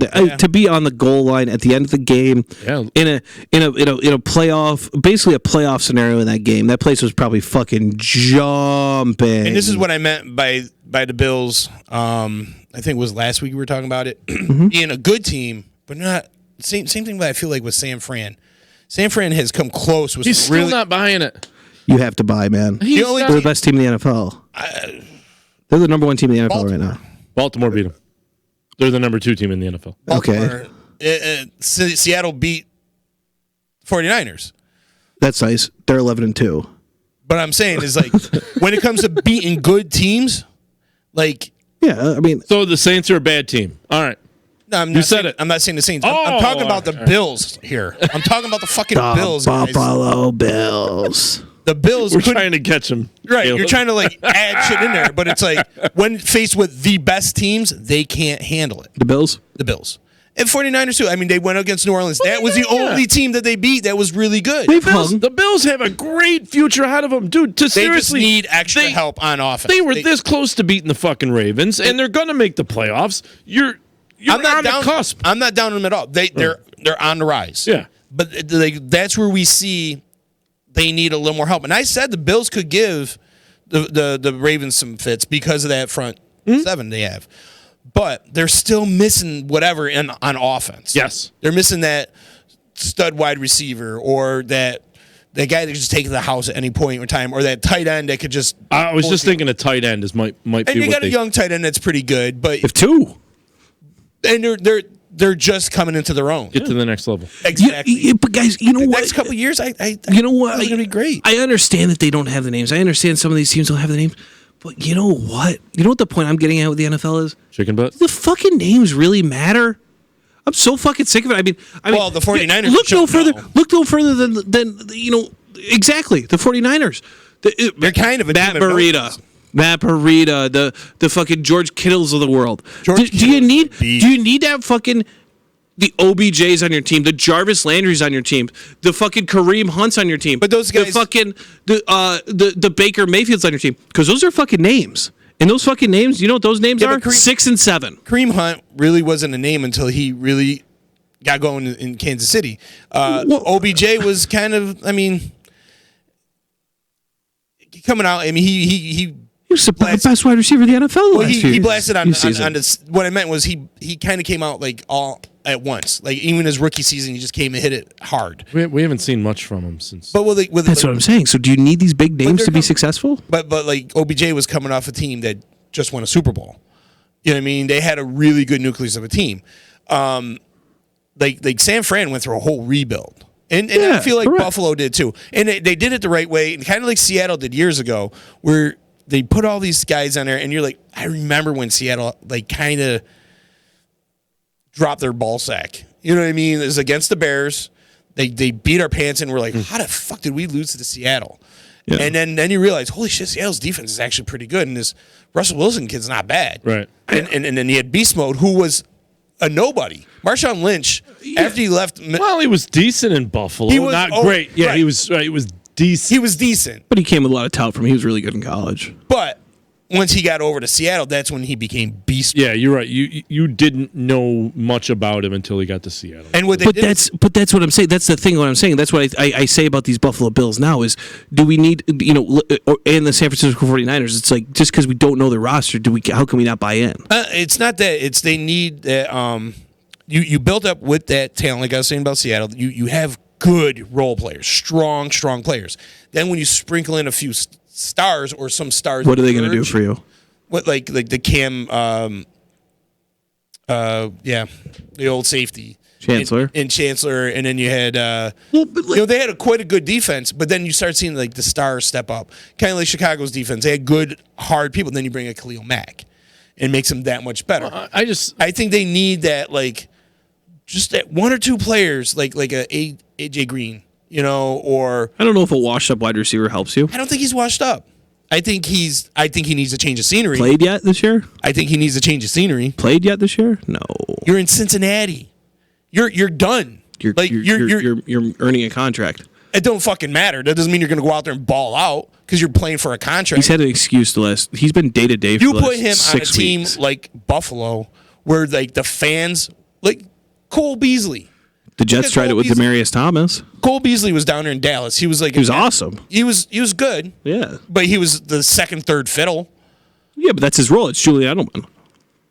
You had Des Bryant was your number one guy. Then you had Witten. Then you had Ezekiel Elliott. Like this dude was like third or fourth option, Yeah, but he he was still got it done. doing his job. Then he goes over to Buffalo. Now he'll probably be their number one guy. But if you put a guy, I'm telling you, put a AJ Green, or you put a big, tall wide receiver It only helps, but I go that back. demands second. Demaryius Thomas. Who's he play for right now? He sucks. I mean, they suck. The Jets suck. They do. I'm sorry. Right now, they're terrible. Disagree. Of course, you're going to disagree. Of course, Because what's their record? What's Four and 1 in the last 5 with their starting quarterback back. But what's their total record? 5-8. They suck. They suck right now. So Demaryius Thomas isn't going to be the changing factor. Did we do any reads today? No. The changing factor when you go to a place like Buffalo, when you got a team that's already winning and you bring a guy that's actually has some clout, like Emmanuel Sanders going to the 49ers, now you got somebody that takes double teams, now leaves these other guys one-on-one. When you go bring him to the Jets, Demaryius Thomas never really struck fear in the hearts of men. I mean, he was okay when Peyton Manning was throwing him the ball. But other than that, I think it's a fucking crime to say Demaryius Thomas is just. What has he done in the past 4 years? I mean, he's been a Pro Bowler. When Peyton Manning was throwing him the ball. I guess we're not going to see eye to eye on this because I think that's talk shit. It's the truth. That's why he's been traded. Like, he went to the freaking New England Patriots and they let him go. They didn't want him to play. You know, when he moved, he probably called EJA Moving Company. Professional movers at 315-335-0516. Competitively priced moving. Relocation services, office moves, complete packing and unpacking services. They work with everyone and make it simple for you to move and relocate. That's EJAmoving.com. When it's time to relocate, have EJA Moving do all the work for you. I see you got something in here about Odell Beckham going to the Packers. Is that a real thing, or is that just something? It's a rumor, and then I'm fucking, after I printed this out, I see another rumor that says Jarvis Landry says that Beckham doesn't want to leave the team. So, but yeah, I was seeing that his agent Jarvis Landry, and one of the Packers reached out to him. That could be really scary. Yeah, I don't want that to happen at all. That could be really scary. Yep, because Rodgers will get it to him. Oh my God! And then you got the tight end there. What the fuck is his name? Where? Green Bay. Jimmy Graham. Yeah, him. Speaking of good performances last week, speaking of 38-35, fuck you, go Bucks. With his, 3-4 interceptions that he Colts, he had 3 again. The Colts had that game. And Brissett just poo-pooed. He had 3 interceptions, but he threw 4. I know. 400. I can't argue 456 yards. And squeaked by. And 4 touchdowns. You could take him on the Jets next year. That's all I can say. Oh, no, thank you. No, take him on the Jets. No, thank you. We'll stay right where we are. But that brought a good smile to my face last week, boys. Yeah, as you both picked the Dallas Cowboys last week. And I got fucked right in my Falcon, too, last week. The fucking Falcons, man, dude. Will they make up our minds, please? That between them and Houston, I don't know what to do anymore. What were those two? What did we score last week? Last week, you went 9-7. Caleb went 10-6. I went 11-5. Shenanigans. That's some bullshit. I want to see the. I'm telling you, son. I'll tell you a team, right here. gentlemen. I will tell you a team that is not trending in the right direction currently, and I'm going to say this, and then I'm going to go drop a piss. The Houston Texans. What is going on in Houston? I have no idea. Houston, we have a problem. Yeah, we have an issue in Houston. It's like, well, that's the thing. Well, they played Denver. Let's confirm. Let's just say, too, they played Denver. 38-24 is not how that game went. It was 31-3 at halftime. It was crazy. I got nothing for it other than maybe the It's like that Kansas City New England game was not as close as the score shows. No. Same. Bears Cowboys not that close. Seriously, the Giants didn't score a fucking point in the second half. The Eagles just destroyed them. That's too close.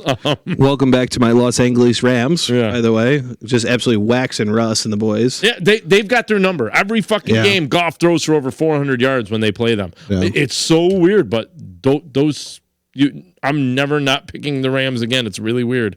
Well, Rams in Seattle, they always battle it out. Yes. They always. I watched that Kansas City New England game. That was a fun game to watch. And then I'm like, don't sleep on Brady. But then seeing Brady get hit so many times. And they blew their timeouts early, dude. That was a touchdown. That was a fucking touchdown. Can't review it. Kansas City, we got to start talking about their defense. Their defense has gotten a lot better. Like, we've seen them take Aaron Rodgers down. We've seen them take Brady down. Yeah. They're playing better ball.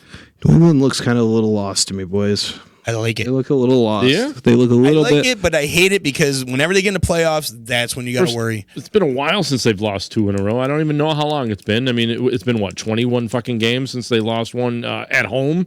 Now 2 in a row. Yeah. I'm starting to... Is that the end of an era? Another team that we were kind of wishy-washy, didn't really know, but now they're really starting to, like, I feel like catching their groove is the Tennessee Titans. I feel like with 5-1 with Tannehill. Tannehill at the helm. They're playing more inspired ball, and then Derrick Henry.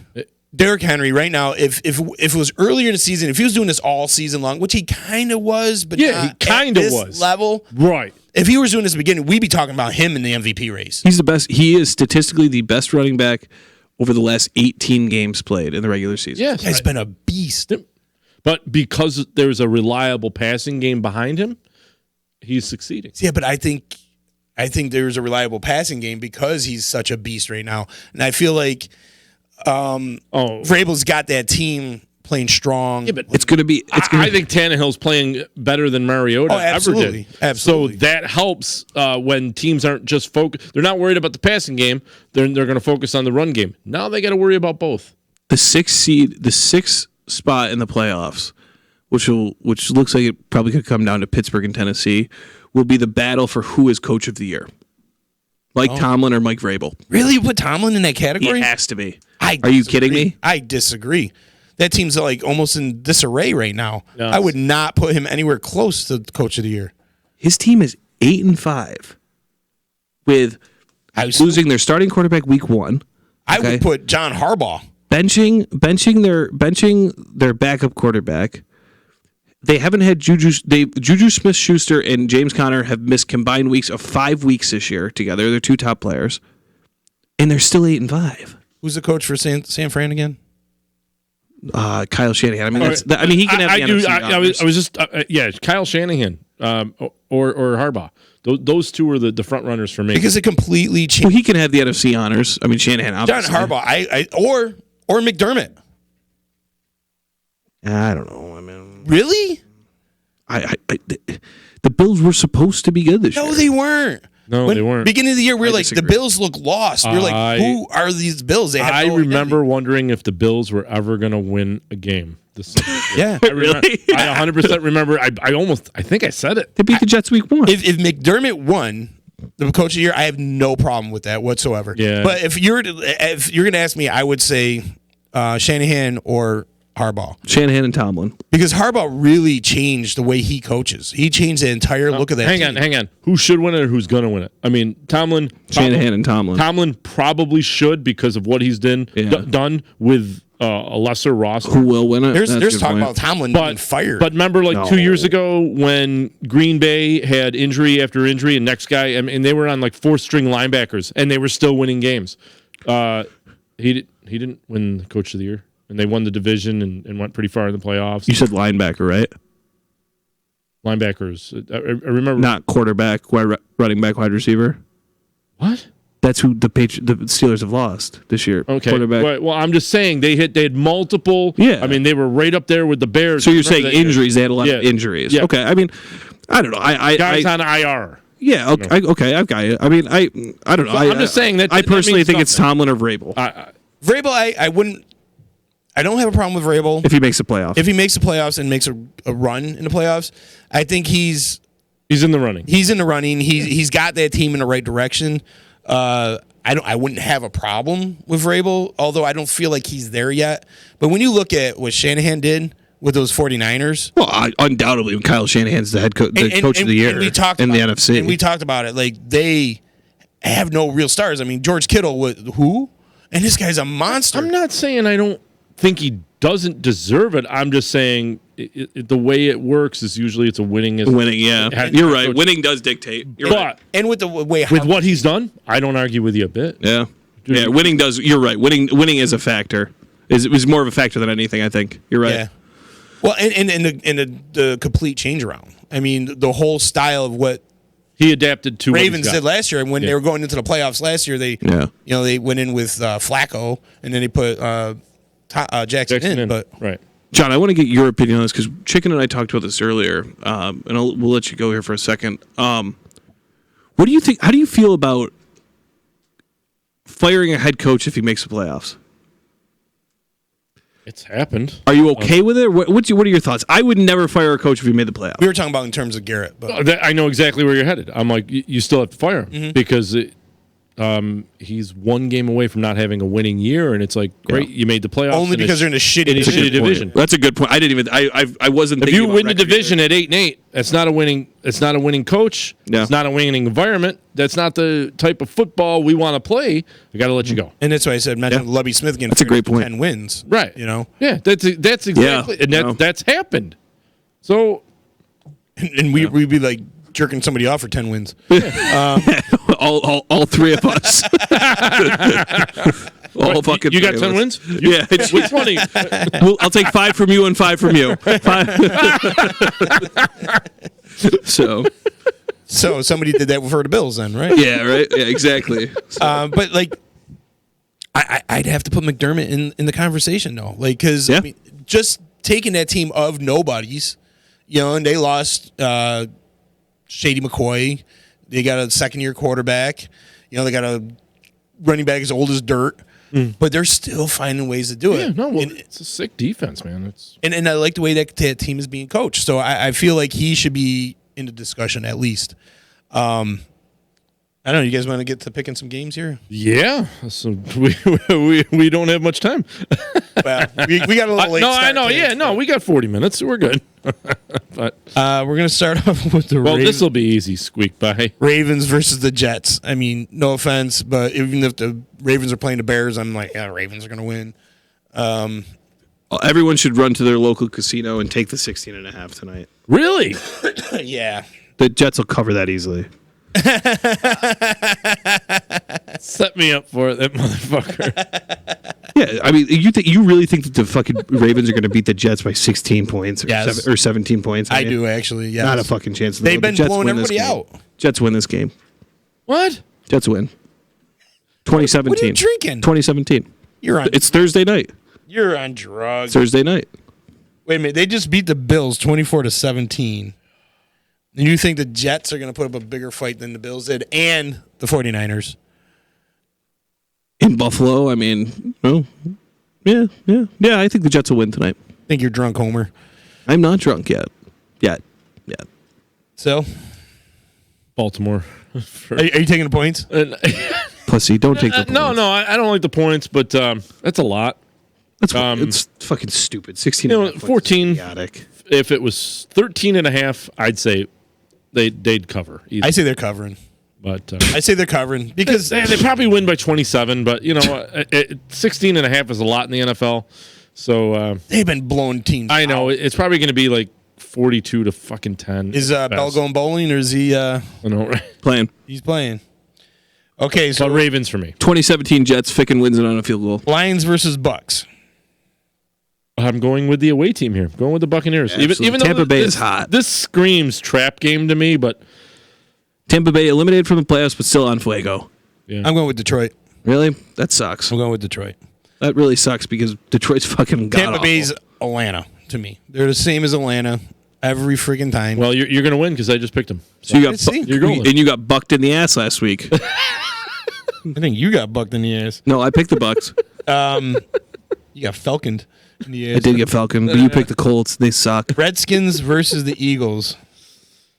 Oh, this one's really tough. This is going to be an interesting game. The Redskins played Green Bay really tough last week. You know, they won the week before. Well, Redskins are on a high right now. The Redskins have a shitty schedule, man. They got fucked. Yeah. They played a lot of really good teams this year. And they got fucked in the quarterback situation, too, though. I mean, Alex Smith going to that team. I liked Alex Smith going to that team. I think he would have brought some, like, stability. You know, I don't think they would have been a playoff team. But I don't know how much. They would have probably been like, what would you give them, 2 or 3 more wins maybe if they. Maybe 3 or 4. Yeah. Alex Smith is a smart That quarterback. team's not very talented. That roster's not very talented. But look what, like, who they had playing quarterback the past, early on. I mean, Colt McCoy. I mean, if you had Alex Smith, yeah. Alex Smith is also a general on the field. Like, he was a very smart quarterback. Who's that other piece of shit that you like that played for Minnesota? Kirk Cousins? No. The fucking blowhard who had one good year and got the huge deal. Yeah, Case Keenum. Yeah, fucking little puss. I was like, I know what he's saying. Give him a shot. Give him a shot. No, he doesn't have it yet. All right. I'm gonna go Eagles on the road, but man, I think this might be the game to watch at 1:00. So Eagles on the road. I don't think they cover. I think it's a 3-point game. I'm going with the Eagles. Eagles have to play with something. They have something to play for. Yeah. And we've seen the Eagles back in the playoffs. Once they have to win, they do. Right. So this is the time of year. Then, well, maybe they don't have Nick Foles, but right. Well, that's what kills me. That's what the difference between the Eagles then and the Eagles now is Peterson, his first year coaching, coached to the strength of Foles. You know, now he seems more stuck in his offense. well, they have a lot of injuries. Yeah. Oh, yeah. No. Jordan Alshon Howard was Jeffrey out, just went Alshon down. Jeffrey. Yeah. No. Aguilar was I know. out. Right. So and their O line isn't helping. Larson went out Monday night again. I don't know his status. I guess I should pull up the injury. but I think the Eagles are going to come out and really want to play this because Yeah. No. They're they backed have are against to, the wall. So Green Bay versus Chicago. Wait, you're going Philly, right? Yes. Green Bay versus Chicago. I am going to be a homer. So you're going with Green Bay? They're at home. Judging by the way you pick. I'll let you guys blow each other about this for a minute. I just got to run in and grab another drink. So. Yeah. Because Baltimore is going to lose to the Jets. He's got to soften the blow. Looks like Taylor Gabriel is going to be out again. He did not practice Thursday. What about Wims? Wims He got did not hurt. participate in Thursday's practice either. Ben Brunnick did not practice. Cordell Patterson was limited in practice with a head injury. Bobby Massey, questionable. I'm not missing that dude a bit. And, Who's hurt for Green Bay? And, oh, my God, Roy Robertson Harrison. Okay, so Green Bay. Let's go down there. I don't think it really matters all that much. No, Jimmy Graham limited in practice on Thursday, and Devontae Adams limited in practice. So if they're limited, that means they're playing. It's when they don't practice. I'm going to go with Chicago. They're hot. Green Bay squeaking by teams right now. Yep. Chicago really Bears need this. need it. That's where my heart is right and now. Green Bay needs it too, though. So because they're fighting against the Vikings. But I just feel like Chicago's going to win. Nagy's got. I feel he's a better coach against Green Bay than Fox or Trestman ever were. And now he's starting to I feel like he's starting to get into a groove and it's like he remembered what he did last year. Mm-hmm. He's like, all right, well, what we were trying to do isn't working. Let's go back to what we did last year. That's fine. It's fucking working. It's working. And you know what? And they made great adjustments at halftime last week, so that says he can do it. And I believe Hakeem Hicks is coming back. I believe he's off the IR and he's able to come back this game, I believe. So that's sweet. That's huge. No Roquan, though, right? No Roquan. No, he's out for the year. Torres Peck, amongst other things. What's Danny Trevathan? Is he still out? He's benched on, a wall too. He is on the injury report. Let me see. Trevathan didn't participate in Wednesday's practice. Ooh. Maybe he comes back. If Hicks comes back, that's a huge upgrade on that run defense. Yep. Even in the pass defense too, because he's a good pass rusher. Right. But teams have been beating us up on the run, and that's where he's use needed. him. He's Yeah, needed. absolutely. Which is fucking surprising as all hell to me. Teams have been beating the Chicago Bears up on the run. I know. Jesus Christ. It's a weird fealing. Even when we were shitty, Yeah. But you got to We still stopped the run pretty. You got to easy. remember, Akeem Hicks, who's a superstar on the D line. Then you got Roquan Smith hurt. You got Trevathan hurt. Kind of like myself, superstar on the D line. Yeah. Hey, you're welcome, John. I got that. Can I ask what was the result of the first matchup of these two? 10-3 Green Bay. The score was 10-3. 10-3 game, yeah. It was so boring. Worst NFL opener ever. This is idiotic. I'm going to take the Bears. I think they do better when you guys pick Green. It's so stupid. I know, It's so stupid the logic I'm going to come here with, but it always seems good divisional matchups split through a season. Yeah. I don't know. That's just, it's stupid. It has not nothing that to do with the stupid, though. talent of teams. You're 100% right. Has nothing to do with the talent of a team, though. Nope. But it's like It's usually the home team wins, but I'm really the Bears are riding a high. We just seen Seattle. I think the Packers are going to come in cocky. I think the Bears smack them in the mouth. And they go, fuck your mama. This was week 1, wasn't it? Yeah. Yeah. Oh, that game was bad. It was a Thursday night. Oh, that game was bad. It was so bad. It was such a bad game. We were all sitting there waiting for the offense from the Bears last year to show up, and it was like watching. Oh, fuck it. I'm glad they only lost by 7. The way the offense played, I'm surprised. 3 and out. Yeah. It was so bland. It was terrible. Yeah.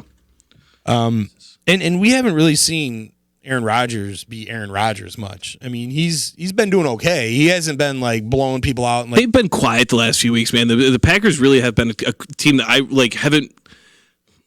They've almost gone into the last few weeks. They've gone into like the Chargers and Bengals realm of being like, wow, I don't really think about them much. Their record Hey, there they are again. Their record is better than their perception. Yeah. Like they've lost to teams like the Chargers that we thought they would roll right over. And they, didn't they? How did the Bears lost to the Chargers too. How did they do against KC?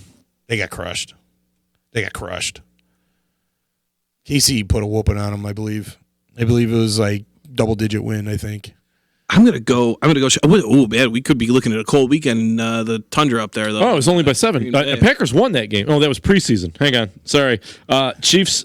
No, the Packers still won 31-24 They won that game on 10-27. Yeah, I thought they lost that game. yeah, no. That's October 27th for all of you wondering. Packers beat them twice in 2 months. 2019. I was wrong then. that was the game they got their ass. Who destroyed them then? It was the Chargers. The Chargers. There was another team that destroyed them too. They just kept sacking Aaron Rodgers over and over and over. Oh, let me fucking look it up. I remember going, I love it. And then, I don't know. Let's move on. So, wait, who are you picking? So you're going... I'm going with the Bears. I'm going to go with the Bears. Yeah. So you're going Bears? Bears, yeah. All right, so let's move on. We're going to go Cincinnati and the Patriots. 9.5. I think it's absolutely fucking ridiculous that the 49ers spanked them 37-8. Yeah, that's right. 2 weeks later. Okay. I think it's fucking ridiculous that, and again, I'm going to have to take shit for being a Jets fan here, but I think it's fucking ridiculous. The line for this game is New England 9.5, giving 9.5, and the fucking Ravens are giving 16.5 tonight. That's fucking stupid. Mm-hmm. That's saying that the Jets would be a 7-point underdog against a Cincinnati team. Yes, they did lose pretty badly too earlier this season, but man, that's dumb. New England's going to win this game. I disagree. I think without the game film that they were expecting to get, I think the Patriots are going to take a shit. And you're on drugs. You going for it? You going for it? Hey, listen, Andy Dalton back under center. Like that means nothing. Andy Dalton under center. That's like okay. I'm picking the Patriots. I couldn't even do that with a straight face. I was like, wait. You can try if you want. Go ahead.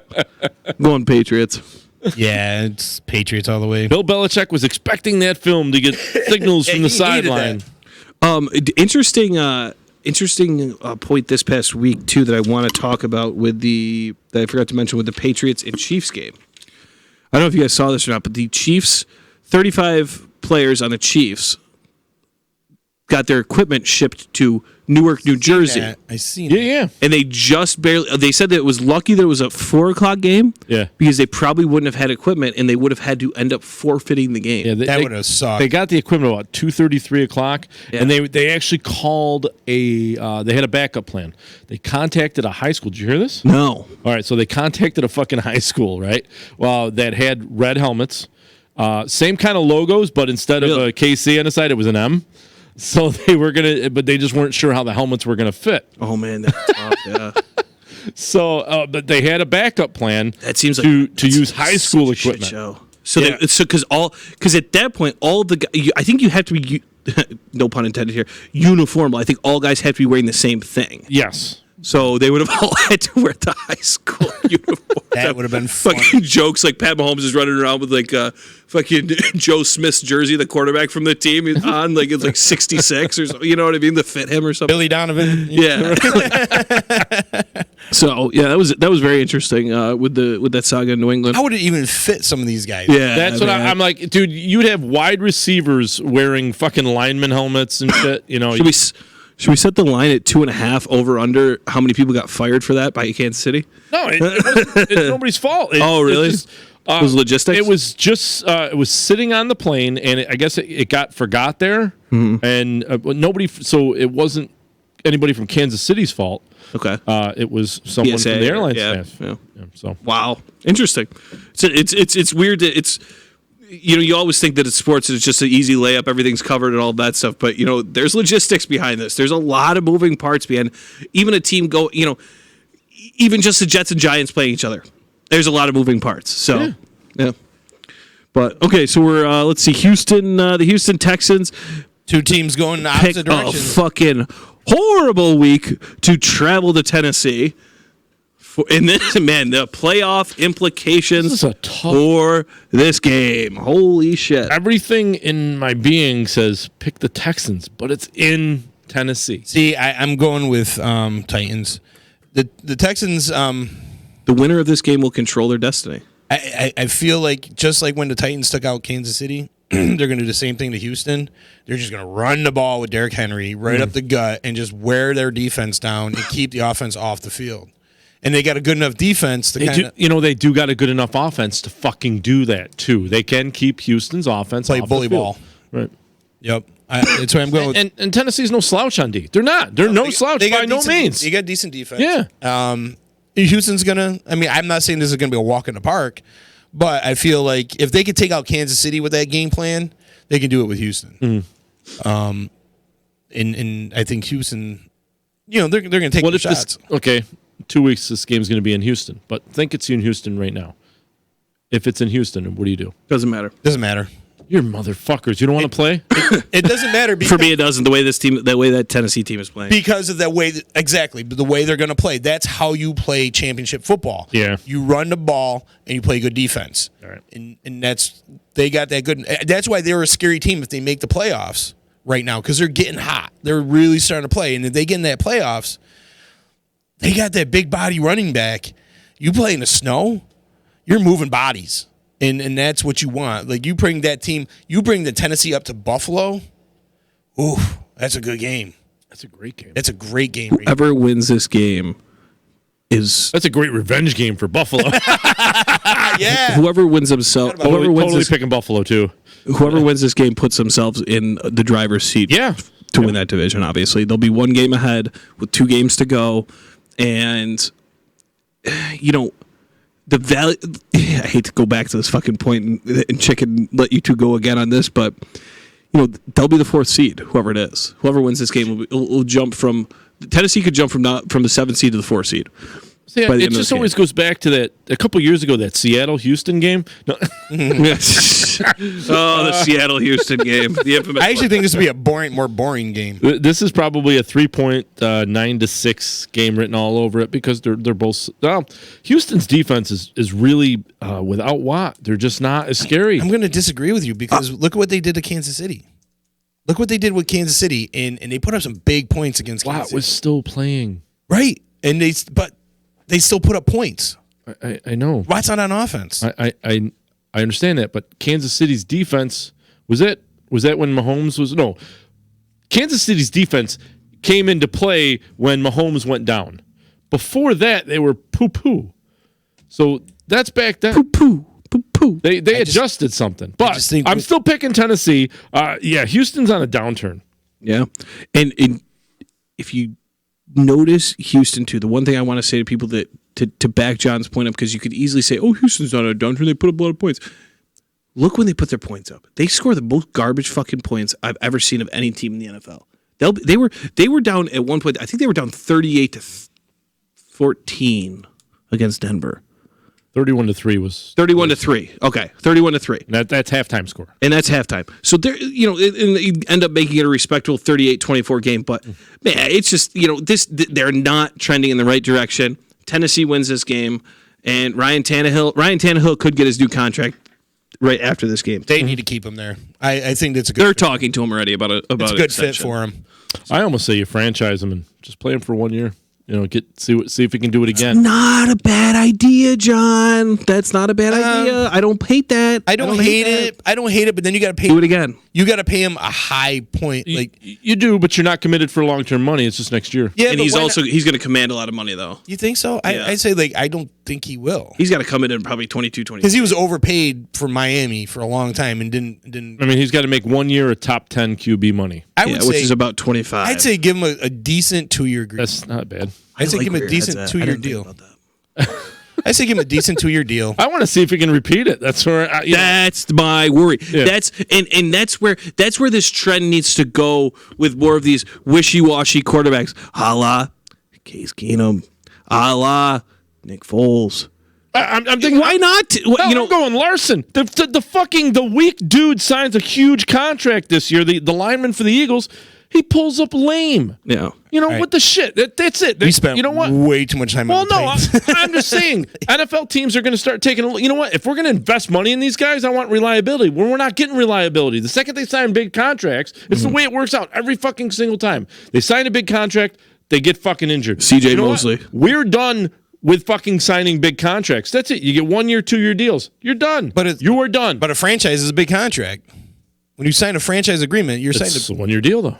Yeah, but then you can't sign somebody else. But it's not an $84 million fucking guaranteed money. I don't think he's ready for a franchise agreement. I think you got other people on that team that you should be worried about franchising. Well, hang on.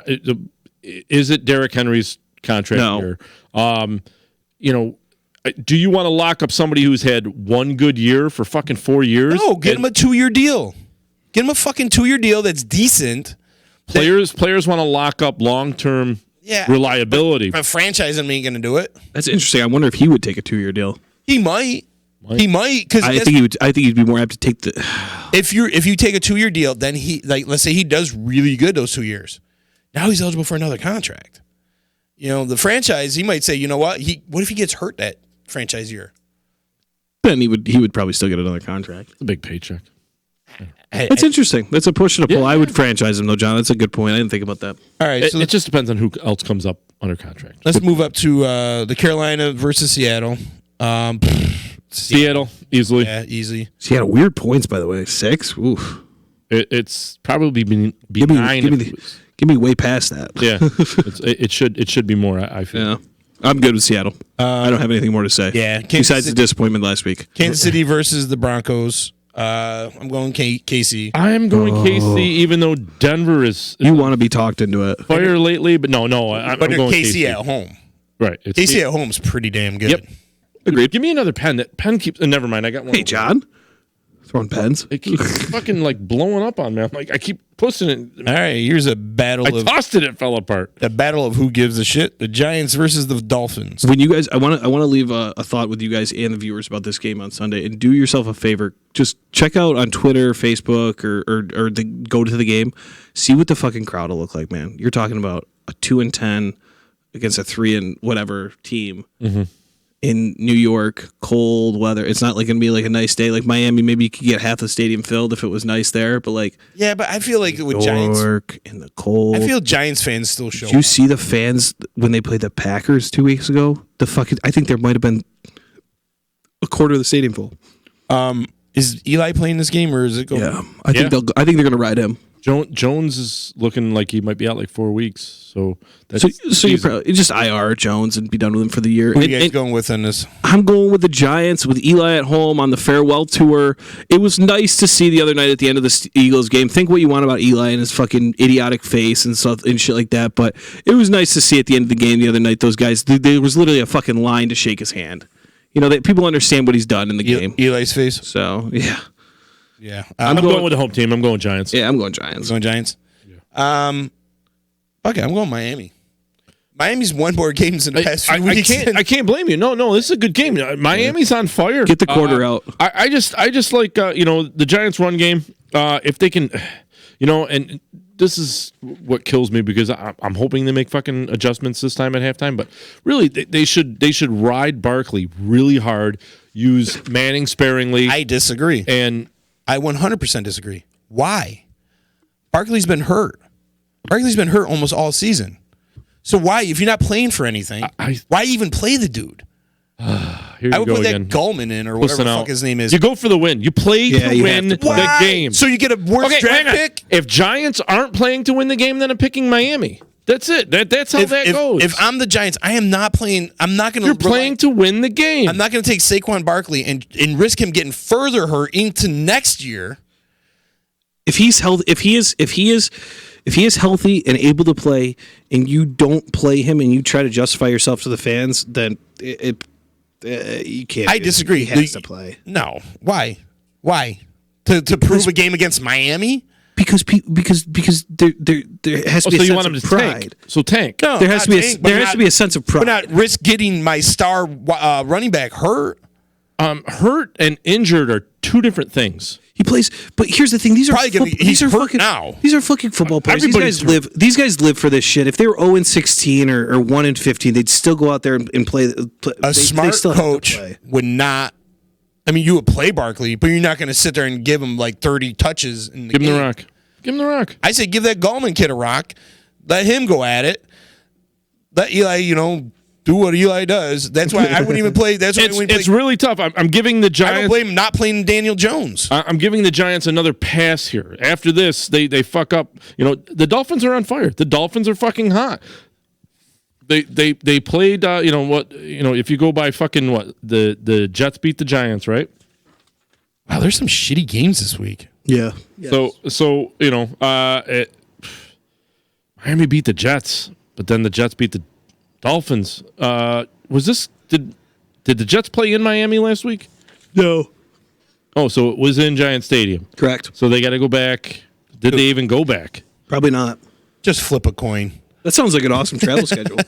Right. Just stay in New York and fucking practice up here. I mean, Christ. No, I'm going to stick with the Giants. All right. So we're going to go on Raiders versus Jacksonville. Raiders just let go with 3 veterans this week to send a message. Did they really? Yeah. Did they really? I mean, and they were all like, played 3 games here, played, couple games here. They haven't been playing well, I'll tell you that. Jesus. Raiders. You going Raiders? Raiders. Caleb? I think the message. I'm going Raiders because they're at home. I'm going Raiders. Jacksonville has just been an absolute dumpster fire. I mean, poor Doug Marrone's probably done after the season. Yeah. So. No, he's gone. And then we got Arizona Cardinals versus the Cleveland Browns. Arizona. I'm going Cleveland. Arizona at home. Cleveland. Arizona has not been showing me much lately. Cleveland's playing for their playoff lives. A little hope that they have left. Cleveland rocks. I think they'll show up for this game. Yep. Chargers versus Vikings. Interesting 2.5 point line. Chargers are at home. I'm going Vikings. Vikings really found their balanced offense. I like. However, the Chargers have owned our division. That's why I'm hoping. I'm confident that the Vikings are going to break that trend. You're right. You're 100% right. Own it. I think they're going for the sweep right now, aren't they? Yeah, I think so. Which is really weird, but fuck it. I'm going Chargers. I'm going Vikings. Vikings are the easy choice, but the Chargers have been one of those surprise teams. They take down some teams like the Packers, the Bears. Right. I could see them taking down the Vikings too. 49ers versus Falcons. I think we're all going to get Falcon here. No, we're not. No, 100% 49ers. Yeah. Fuck the Falcons. And that's why I say we're going to get Falcons. Leave Dan Quinn on the West Coast after this game. Just leave him out there. I mean, he's going to finish the season out, but I would just leave him out there at his home in the West Coast. Atlanta. All right. I'm going San Fran. San Fran. Yeah. So, yeah, I think we all are. But I feel like that's a game where Atlanta shows up and they're like, you motherfucker. Cowboys versus Rams. I got to go with the Rams. Cowboys seem like in complete disarray. The Rams kind of look kind of decent. And Robert Woods, I've been talking about this dude. everyone talks about Cooper Kupp, and they talked about all the other guys on that team, but then Robert Woods is the guy that he always impressed me back in Buffalo. That he was always the guy nobody really talked about, but he came out and played every freaking week. And last week you seen where he was missed. I mean, he showed up, and I think he makes a big difference. And everyone's like, well, it's Gurley. They've been missing this dude. Well, to me, it breaks down to what did we see last week versus the Cowboys? The Bears ran all over them. What am I expecting to see this week? Todd Gurley to run all over him.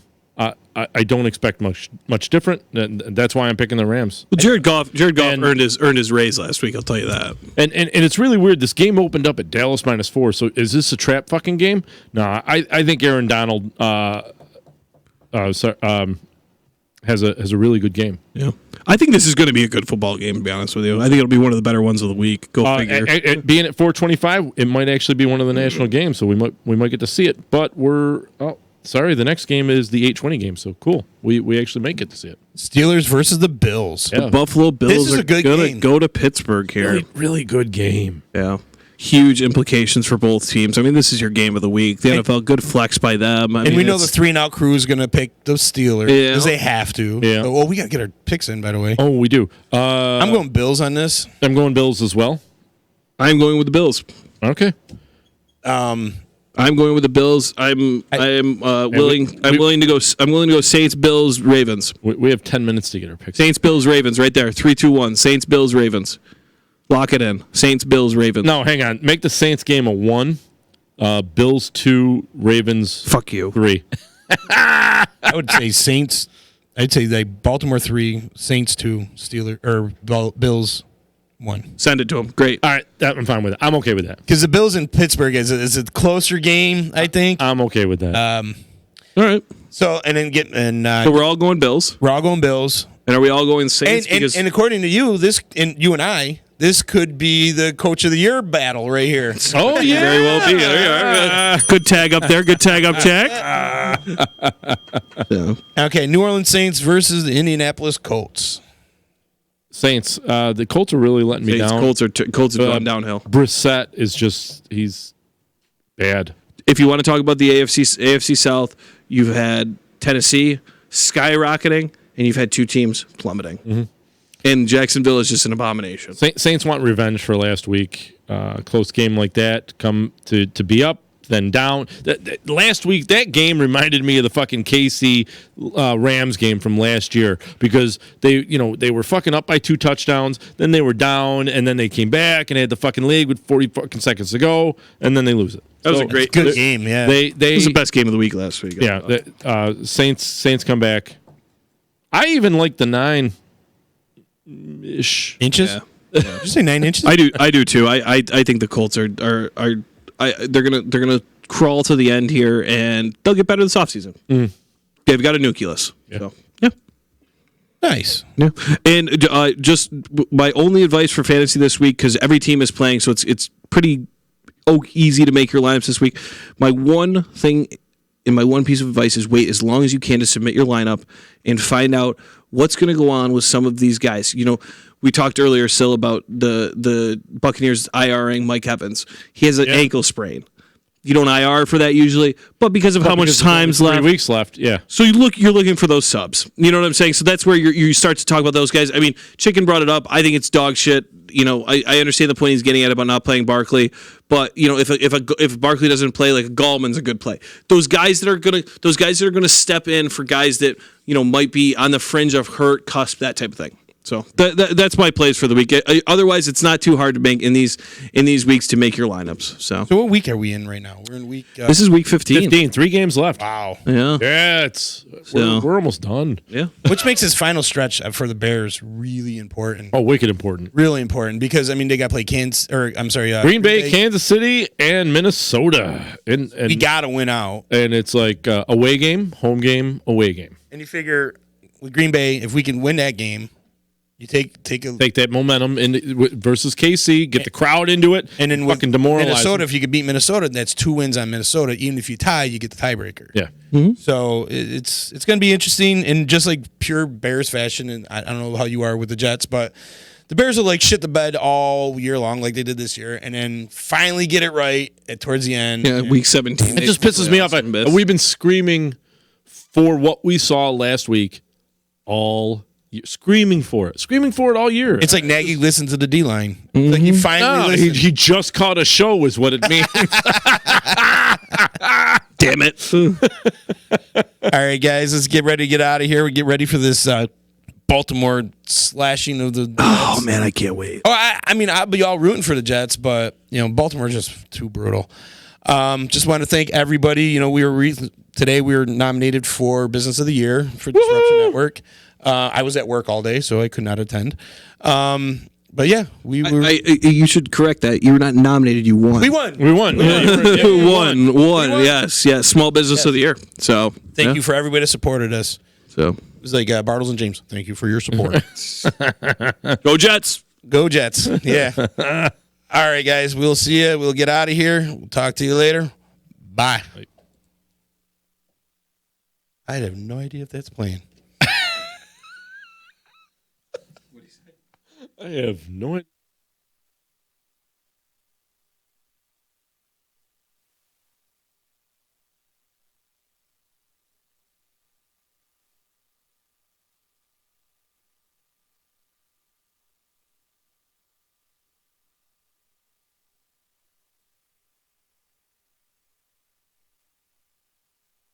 Garrett rips literally his fucking head off, holds the hell.